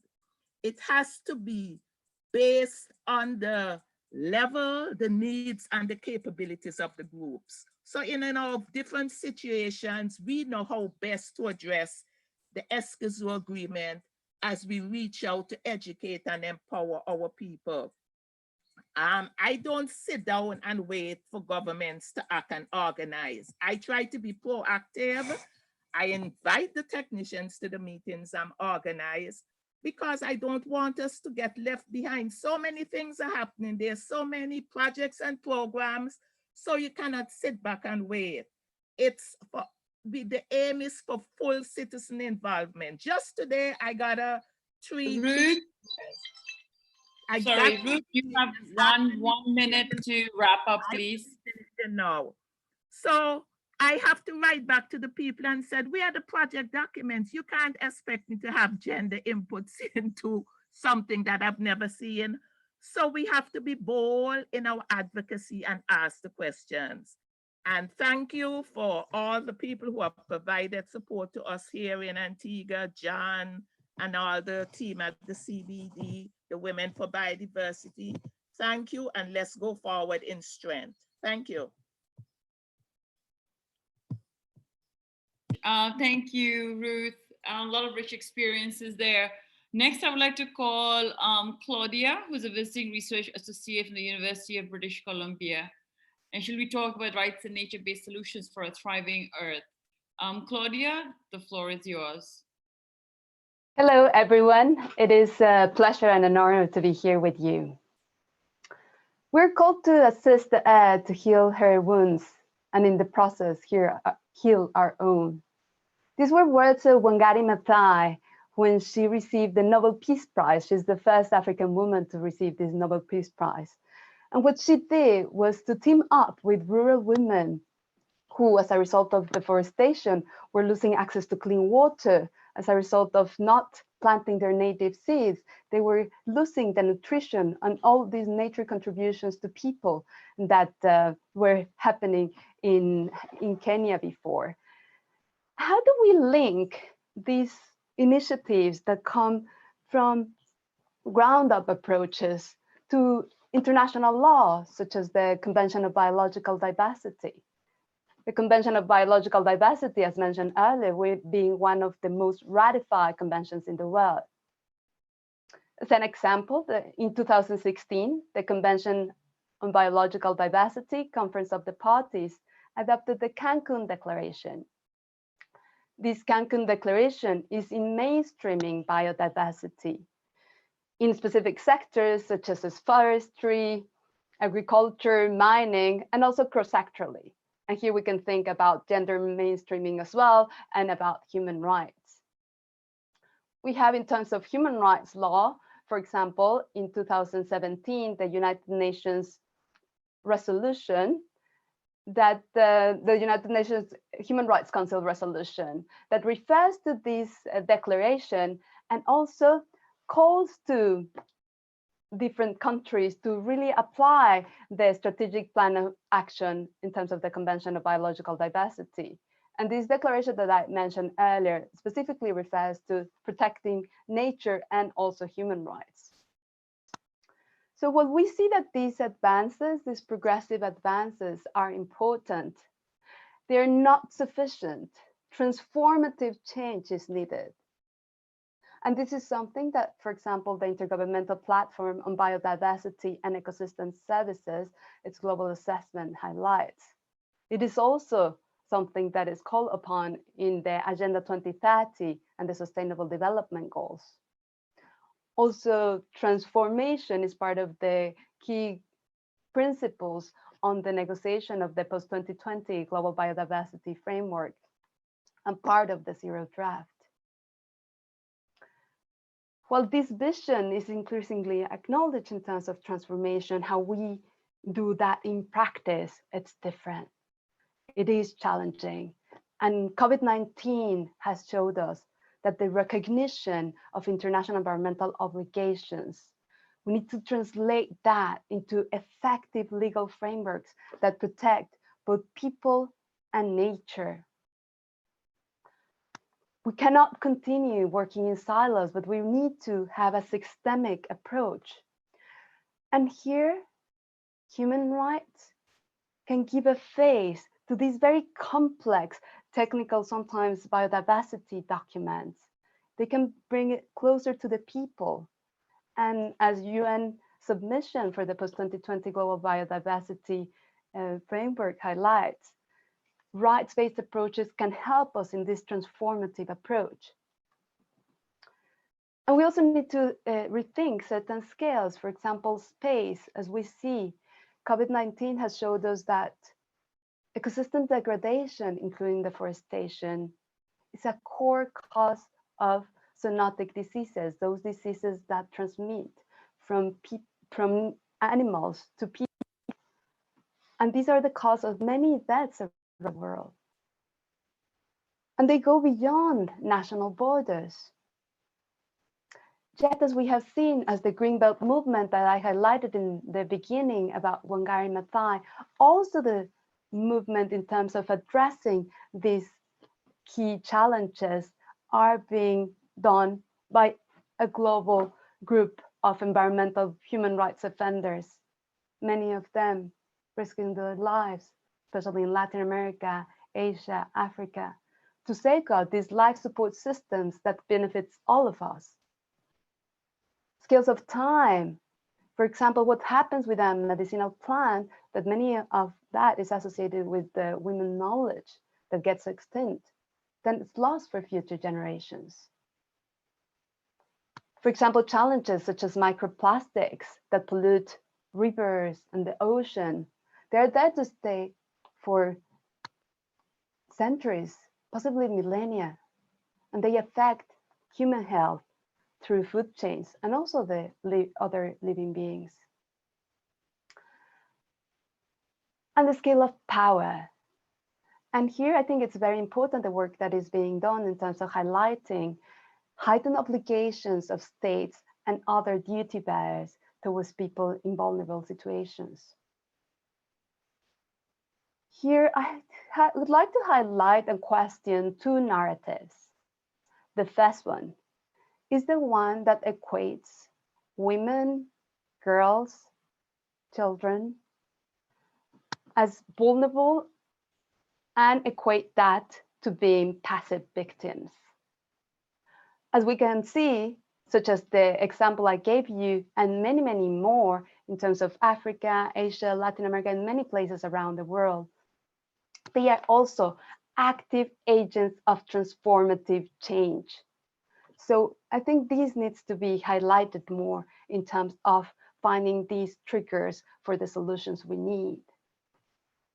The second is that narrative that I would like to also question and hear your thoughts about, is this idea that it's a one-way process, international law, that we have an international legal system that finally will be then trickling down to national and local levels. And what I think is really important, these minimum standards that are recognized in international law, human rights law, environmental law, I think it is a two-way process. And there's, again, an untapped potential that we have from learning, for example, what is happening in court systems. In Colombia, the jurisprudence includes this recognition of biocultural rights, which is linked to discussions under the Convention of Biological Diversity. It recognizes not only the rights of present, but also future generations, and also of other living beings. This resonates also with the jurisprudence in the Philippines that also recognizes the rights of future generations. And I would like to end my presentation by recalling the quote, which I started this presentation, that it's in the process of assisting the earth to heal her wounds that we will be healing also ourselves. And what Wangari Maathai also says is that this will happen if we see the need to revive our sense of belonging to a larger family of life. Thank you very much. Thank you very much, Claudia. Thank you. And that was also inspirational. And I think that's one of the discussions we have been discussing quite a lot is a right to a healthy environment. And for transformative change, you need to be also looking at how to address systemic changes and also looking at how to take on other marginalized communities, including women and youth, to have that leaving no one behind. So thank you so very much. And the next speaker, we have Tanya. Tanya McGregor is the Gender Program Officer from the CBD Convention from Montreal. She's our last speaker for the evening, and I'm sorry for the delay. So she will definitely be sharing with you one really important presentation, the gender considerations in the CBD's post-2020 Global Biodiversity Framework. So Tanya, I'll give you the floor, but give me 1 second to show your presentation up here. Oops, sorry.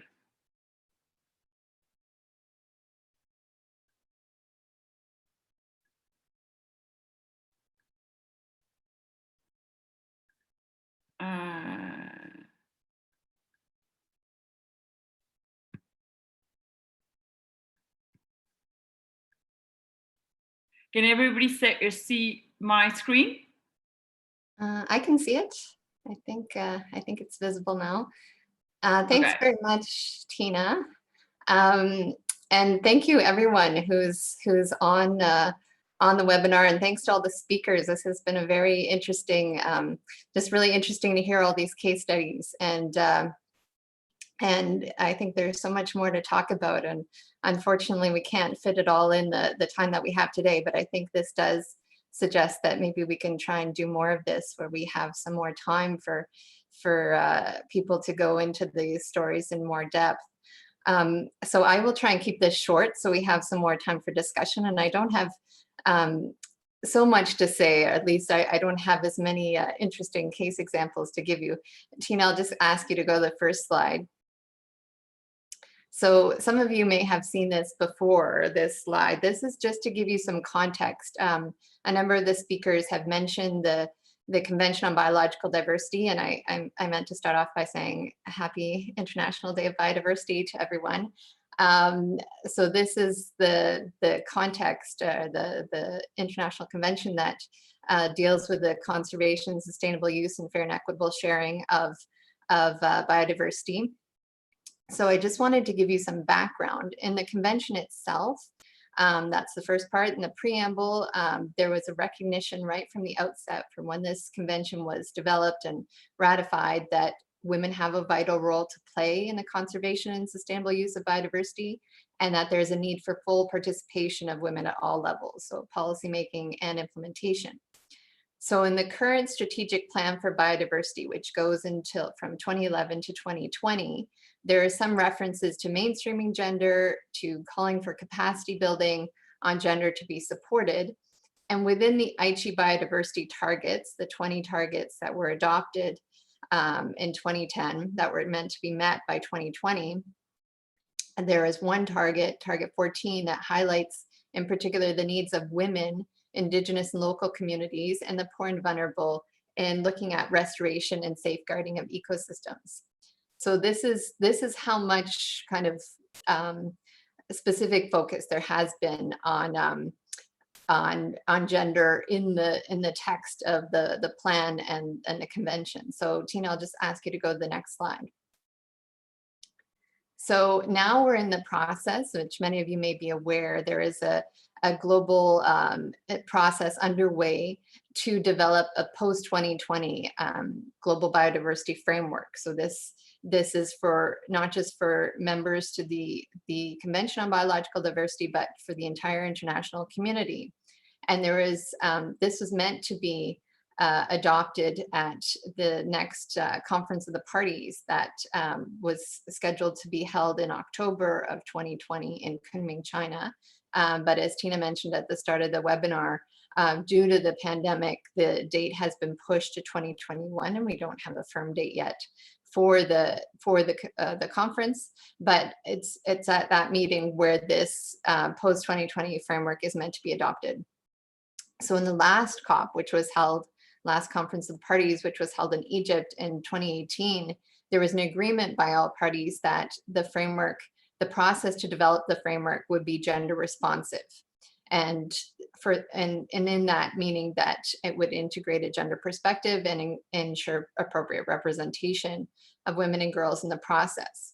So some of the things that have been done to support this, in partnership with UN Women, the CBD Secretariat held an expert workshop in April of 2019 to get views and inputs on how gender could be, how different gender aspects could be addressed in the framework in relation to different thematic areas of biodiversity, such as agriculture, forestry, fisheries, indigenous peoples, and protected areas.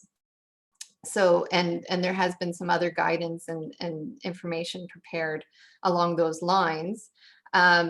Since then, and what is coming up will be shared publicly in the near future, is a review that has been undertaken of the current gender plan of action, which is the 2015 to 2020 gender plan of action. So there was 2 surveys that were sent out at the end of 2019, the start of this year, to get input on the implementation. They were sent to member parties of the convention, also to other organizations. So other stakeholders were asked for their inputs on this. And a review was undertaken of the 6 national reports to look at the information that countries have provided on how they're addressing gender in the context of their commitments to reach or achieve biodiversity conservation and sustainable use. So this involved an assessment of best practices, lessons learned, and gaps. All of this is going to be presented in a document which will be discussed at the next meeting of the subsidiary body on implementation, which is currently scheduled for the end of August, but that date is being reconsidered right now. But it includes some recommendations in this document for the post-2020 gender plan of action, or some recognition of what needs to be addressed in the post-2020 period to better look at gender considerations. So Tina, I'll just ask you to go to the next slide. So in the next, in this slide, this is just talking about what has been discussed and put forward so far in submissions and in the negotiations that have happened to date on the post-2020 Global Biodiversity Framework. So some of the proposals have come as a result of the discussion, like the expert workshop that was held last year, as well as ongoing inputs and work from partners such as UN Women and others. So one of the proposals that was put forward was for standalone target or a specific target addressing gender in this framework, because the framework is again expected to have a series of targets, somewhat along the lines of what was done for the previous plan. So what has been proposed so far is to look at a target for 2030 that would ask governments and other relevant actors such as academia, international organizations, and others to have put in place mechanisms and instruments to enable to ensure, monitor, and report on equal access to biological resources for women and men and their associated benefits, so equal access to benefits, and to ensure women and girls equal engagement at all levels of decision making in support of the objectives of the convention.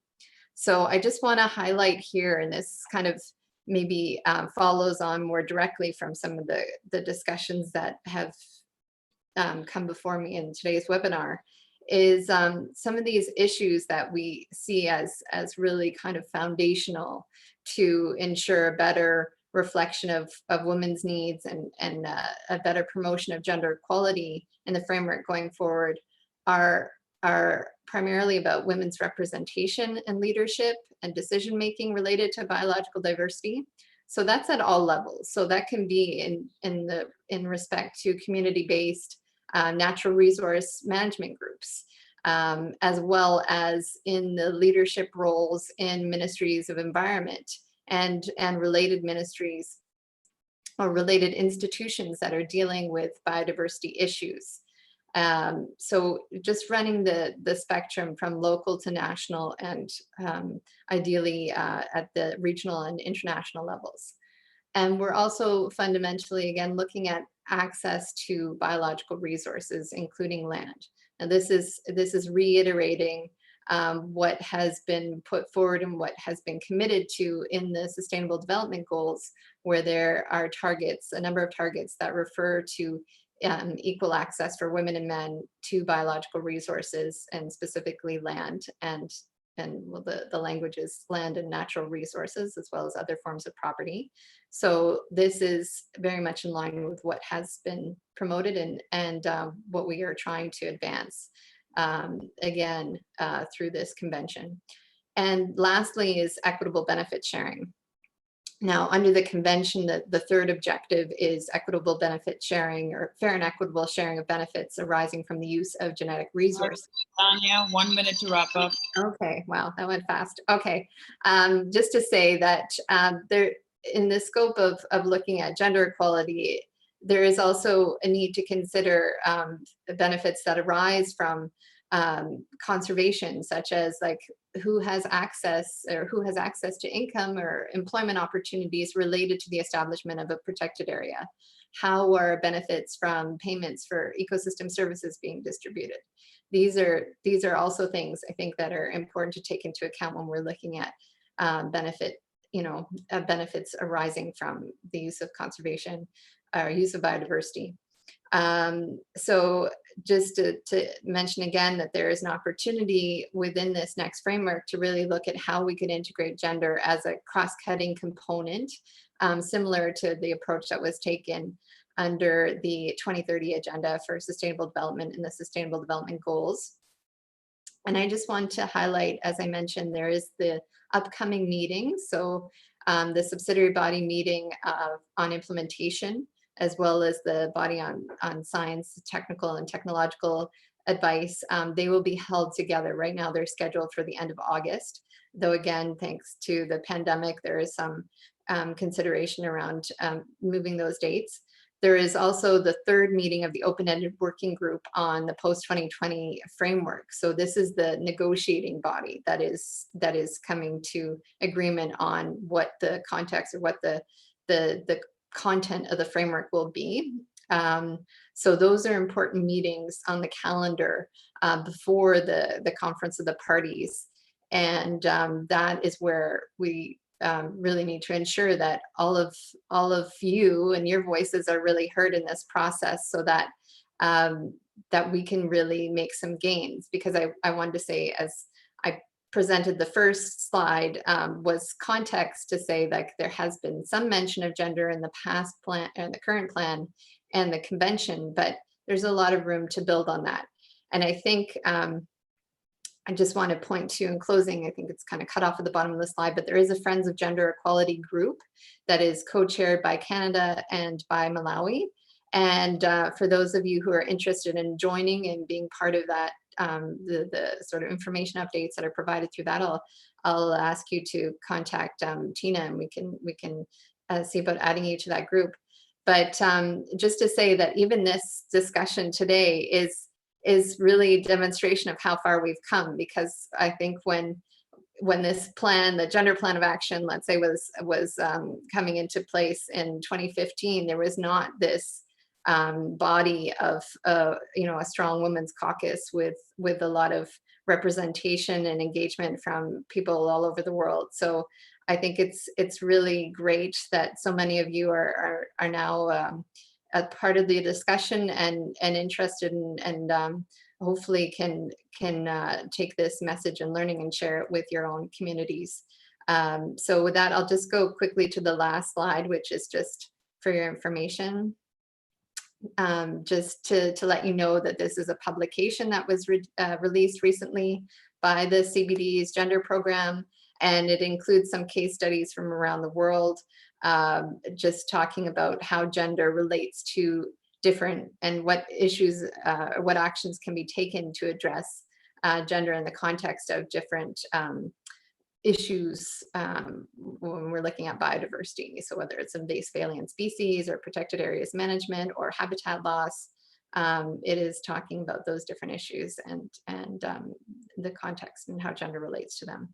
So I will leave it there because I know we've already run far over time, and thanks very much again to all of you for being part of this discussion.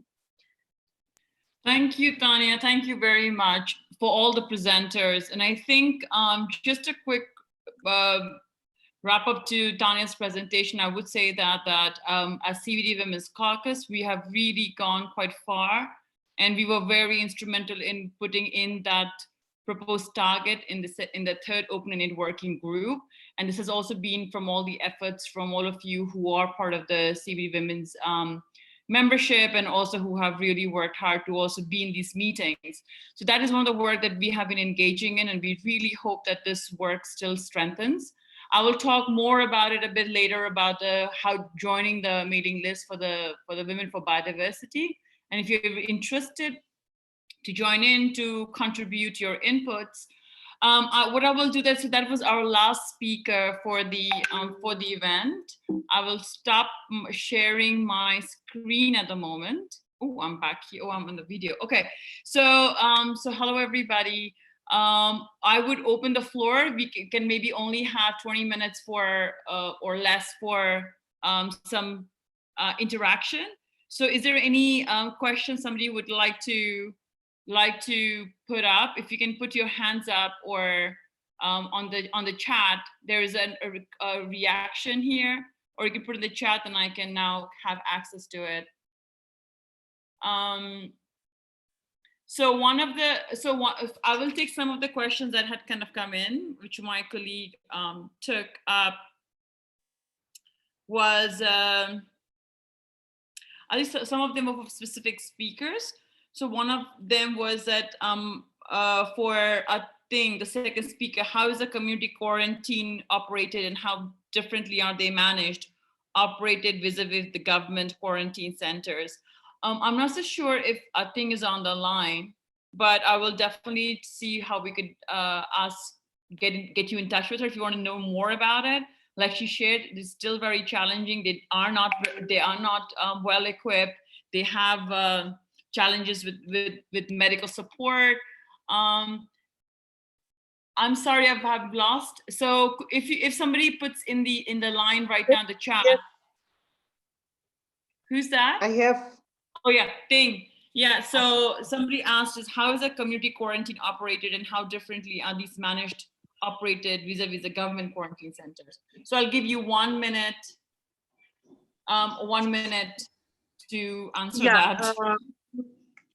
this is some are voluntary. It's all completely voluntary by the community. After 14 days of quarantine from the government center, they sent back to our community quarantine centers, which another 14 days the community has to provide food, everything by the community itself. So any suspect of positive cases, then we link or we connect to medical facilities and call the medical team. So that's it. Thank you very much. And I will,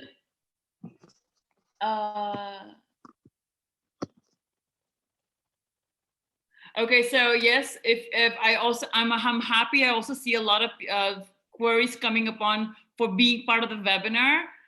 Yes, please send us an email if I lose track of you, and we will have a series of these webinars, and we would love to have more perspectives and more sharings. The more, the better. I would say that COVID in some ways has given us an opportunity to have this in-depth experiences shared and maybe documented of how we could maybe possibly put these examples together for the next meeting, which is actually Substar SBI. Don't know when they will be established. Sorry, there's a lot of chat.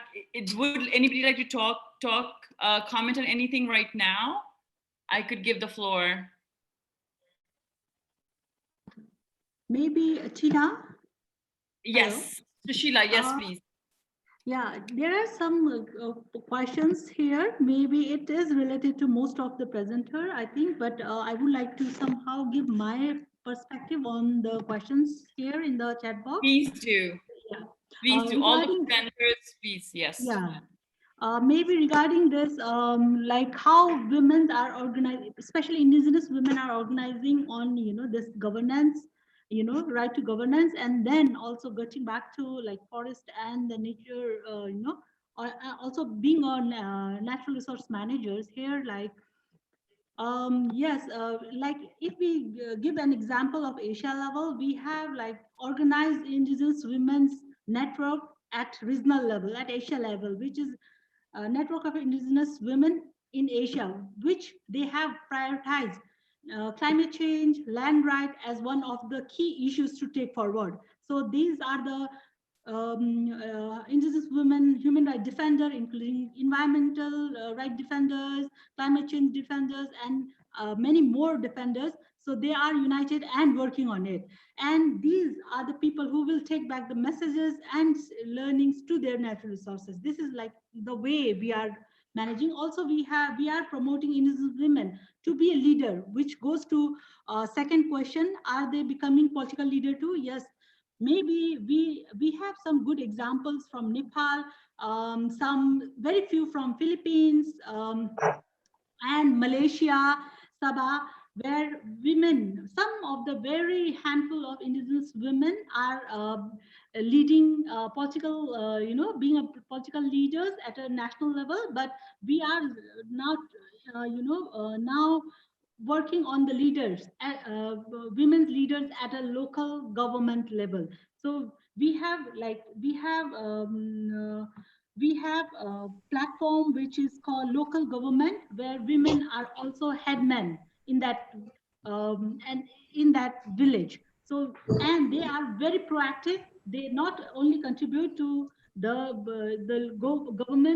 governance system, but also side by side, they are taking lead on indigenous women's issue and also managing the resources they have. And what the community protocol mentioned, I give the example of Thailand, where one of the indigenous women is the headman.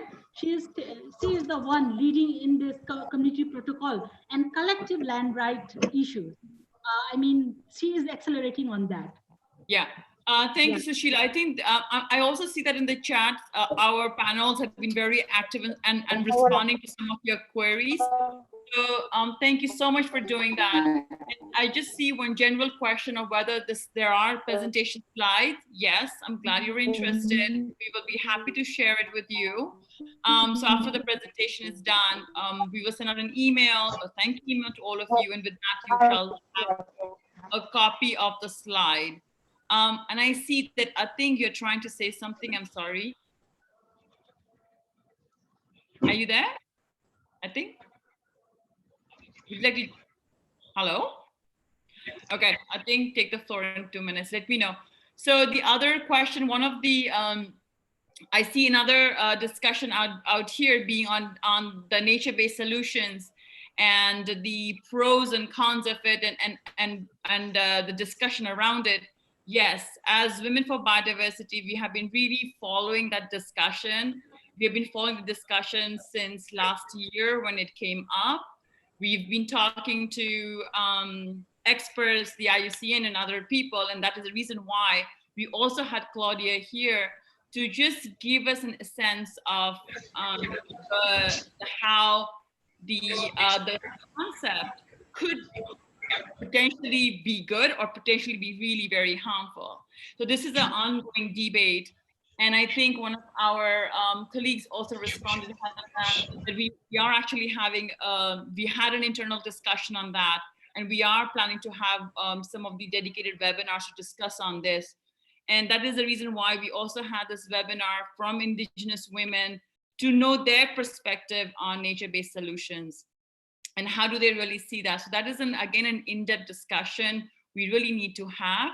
And we have an article, a blog coming up from one of our members tomorrow. It is going to be on our website. So we will share that link again, but please also check in, join us on our mailing list so you have all the upcoming articles and videos. Is there anybody else to see? And I would also like to give 2 minutes to Cecilia because she is from Kenya. She is also our advisory member for the CBD Women's Caucus.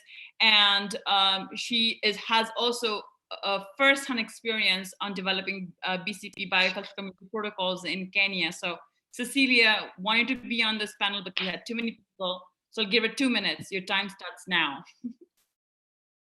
Cecilia. Are you there? Thank you. All right. Yes, I'll give Thank you. I'm so sorry. You can put your video on so people know who you are. Yes. Hello. I can hear you.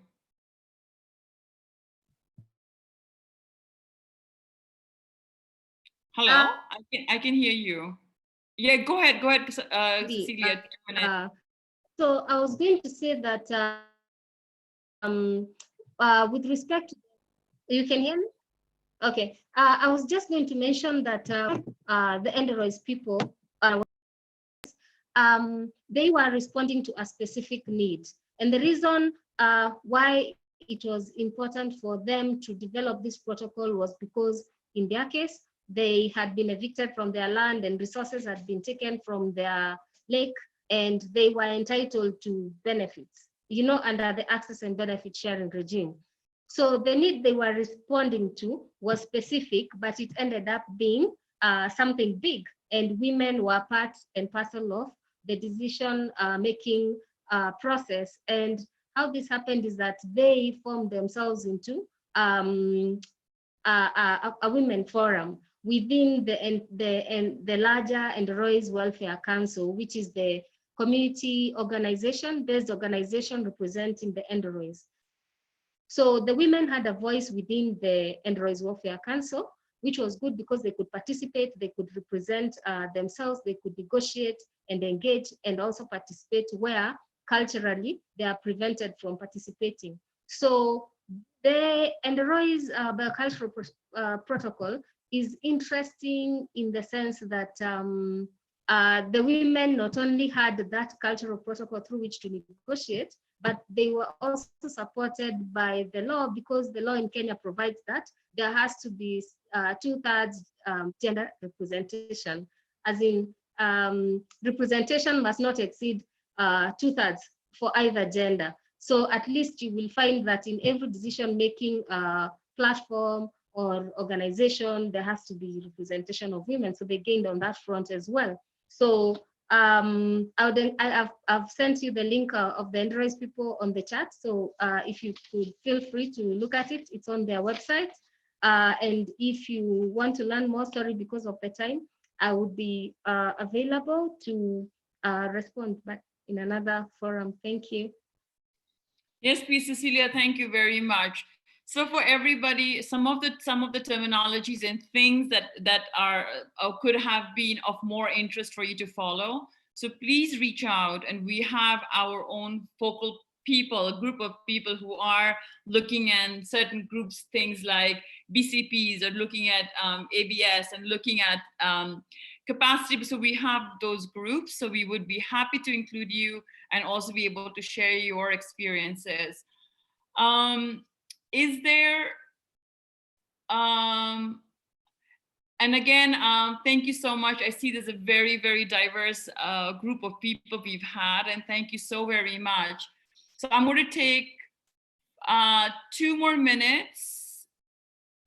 Before I do that, let me just start a quick a share of who we are again, before people start leaving. Thank you so much for having this patience to being here with us almost 2 hours now. So that's our webpage, is www.womenforbiodiversity.org. And you can follow us on Facebook, Twitter, Instagram, and we also have a YouTube channel. And that's me, I'm Renalani. Many of you know me as Tina. And then you have our campaign coordinator, without whom this would not have been possible, is Amelia, who's based in Mexico. So you're most welcome to message either of us or both of us. And I want to take this opportunity to also tell you that we will be sending out emails to all of you who registered. In case, with the option, if you would like to join our mailing list, we will share the information to you, so you are updated with all the CBD notifications and all the submissions that we put together, or would like to be interested to join any of our campaigns. So having said that, so the purpose is to stay connected no matter how homebound we all are. And this has proven that we could have a very rich discussion with more than 50 people on a webinar with different diverse perspectives. And solutions are everywhere to keep the vibe alive. We just need to amplify them collectively. So having said that, I will give the floor for maybe 2 more questions. If anybody's interested to talk, or I think everybody could be tired. Nina, are you online? So from I would like to ask my panel speakers, any last 2 words that you would like to say as parting away from here until the next webinar. Janet? Oh, sorry. Yeah, I'm here. Janet? Oh, no. This is Meena. Hi, Meena. Yeah, Meena, I can hear you. Okay, yes, I'm good. Glad you were able to join. Is there a specific question you wanted to or share something? Please do. I think all the speakers were very good, and I don't have any specific questions. I'm very glad that I've attended. Thank you very much. Thank you so much. That means a lot. Thank you. Any of our speakers, I would ask maybe 2 of our speakers to say something. Tanya, anything you would like to say, or yes, Ruth, if you're still on? Yes, Tanya, sure. Okay. Well, you asked for 2 words. So my 2 words would be stay connected. So asking people to, keep in touch via the CBD Women's Caucus, and please keep following things as they develop with the post-2020 global framework, because we really need your inputs to ensure that gender and all of these very important issues that we've discussed today are reflected in this new global set of commitments for countries to take forward. So thank you. Thanks, Tanya. I would ask Who else? Guadalupe, 2 words. I like that 2-word thing. 2 words from our speakers. Okay, thank you so much. And I invite to all of you to check how is your national framework regarding the women rights to land and indigenous rights, because this is the base for to make more incidents at local and international level. The constitutions are the key. Thank you so much, and a very happy Biodiversity Day, International Biodiversity Day. And thank you, Guadalupe. Thank you so very much.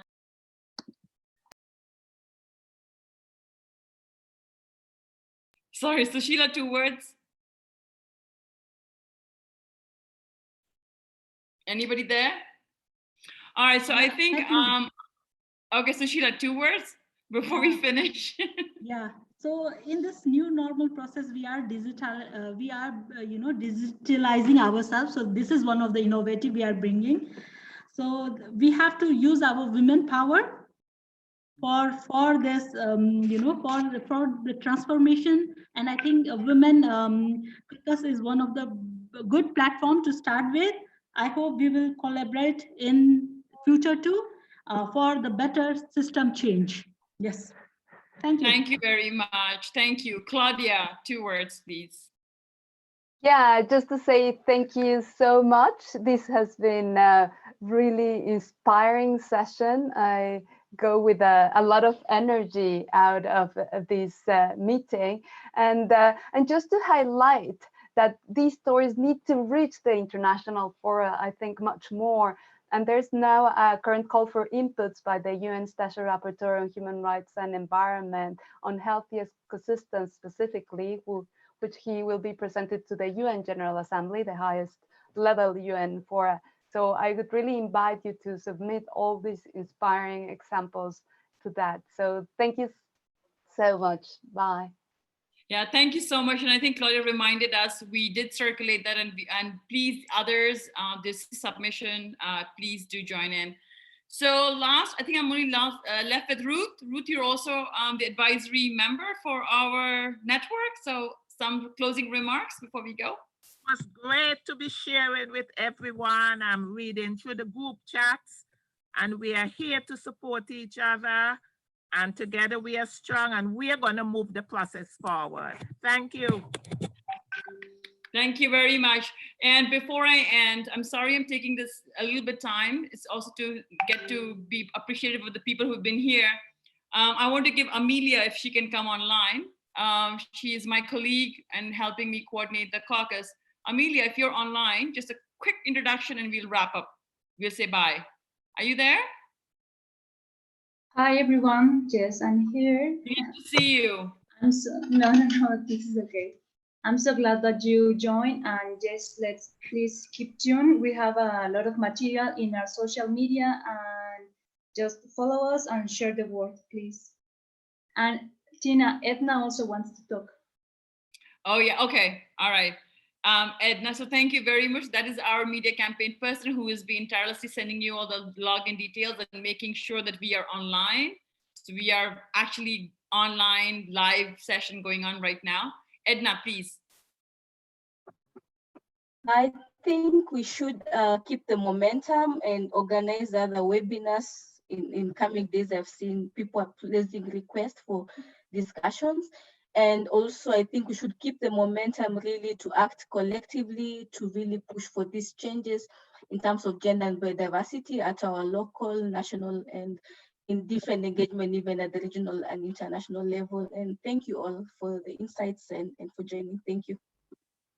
Thank you very much, Edna. I think there is, I think, did you want to say anything? Last few words? You're online? Are you there? I wanted to, yes. No, I have a very bad connection, I think. Okay. But this is also, I'm saying some of the things that our Indigenous women face is being in these areas where there's not like much good connection.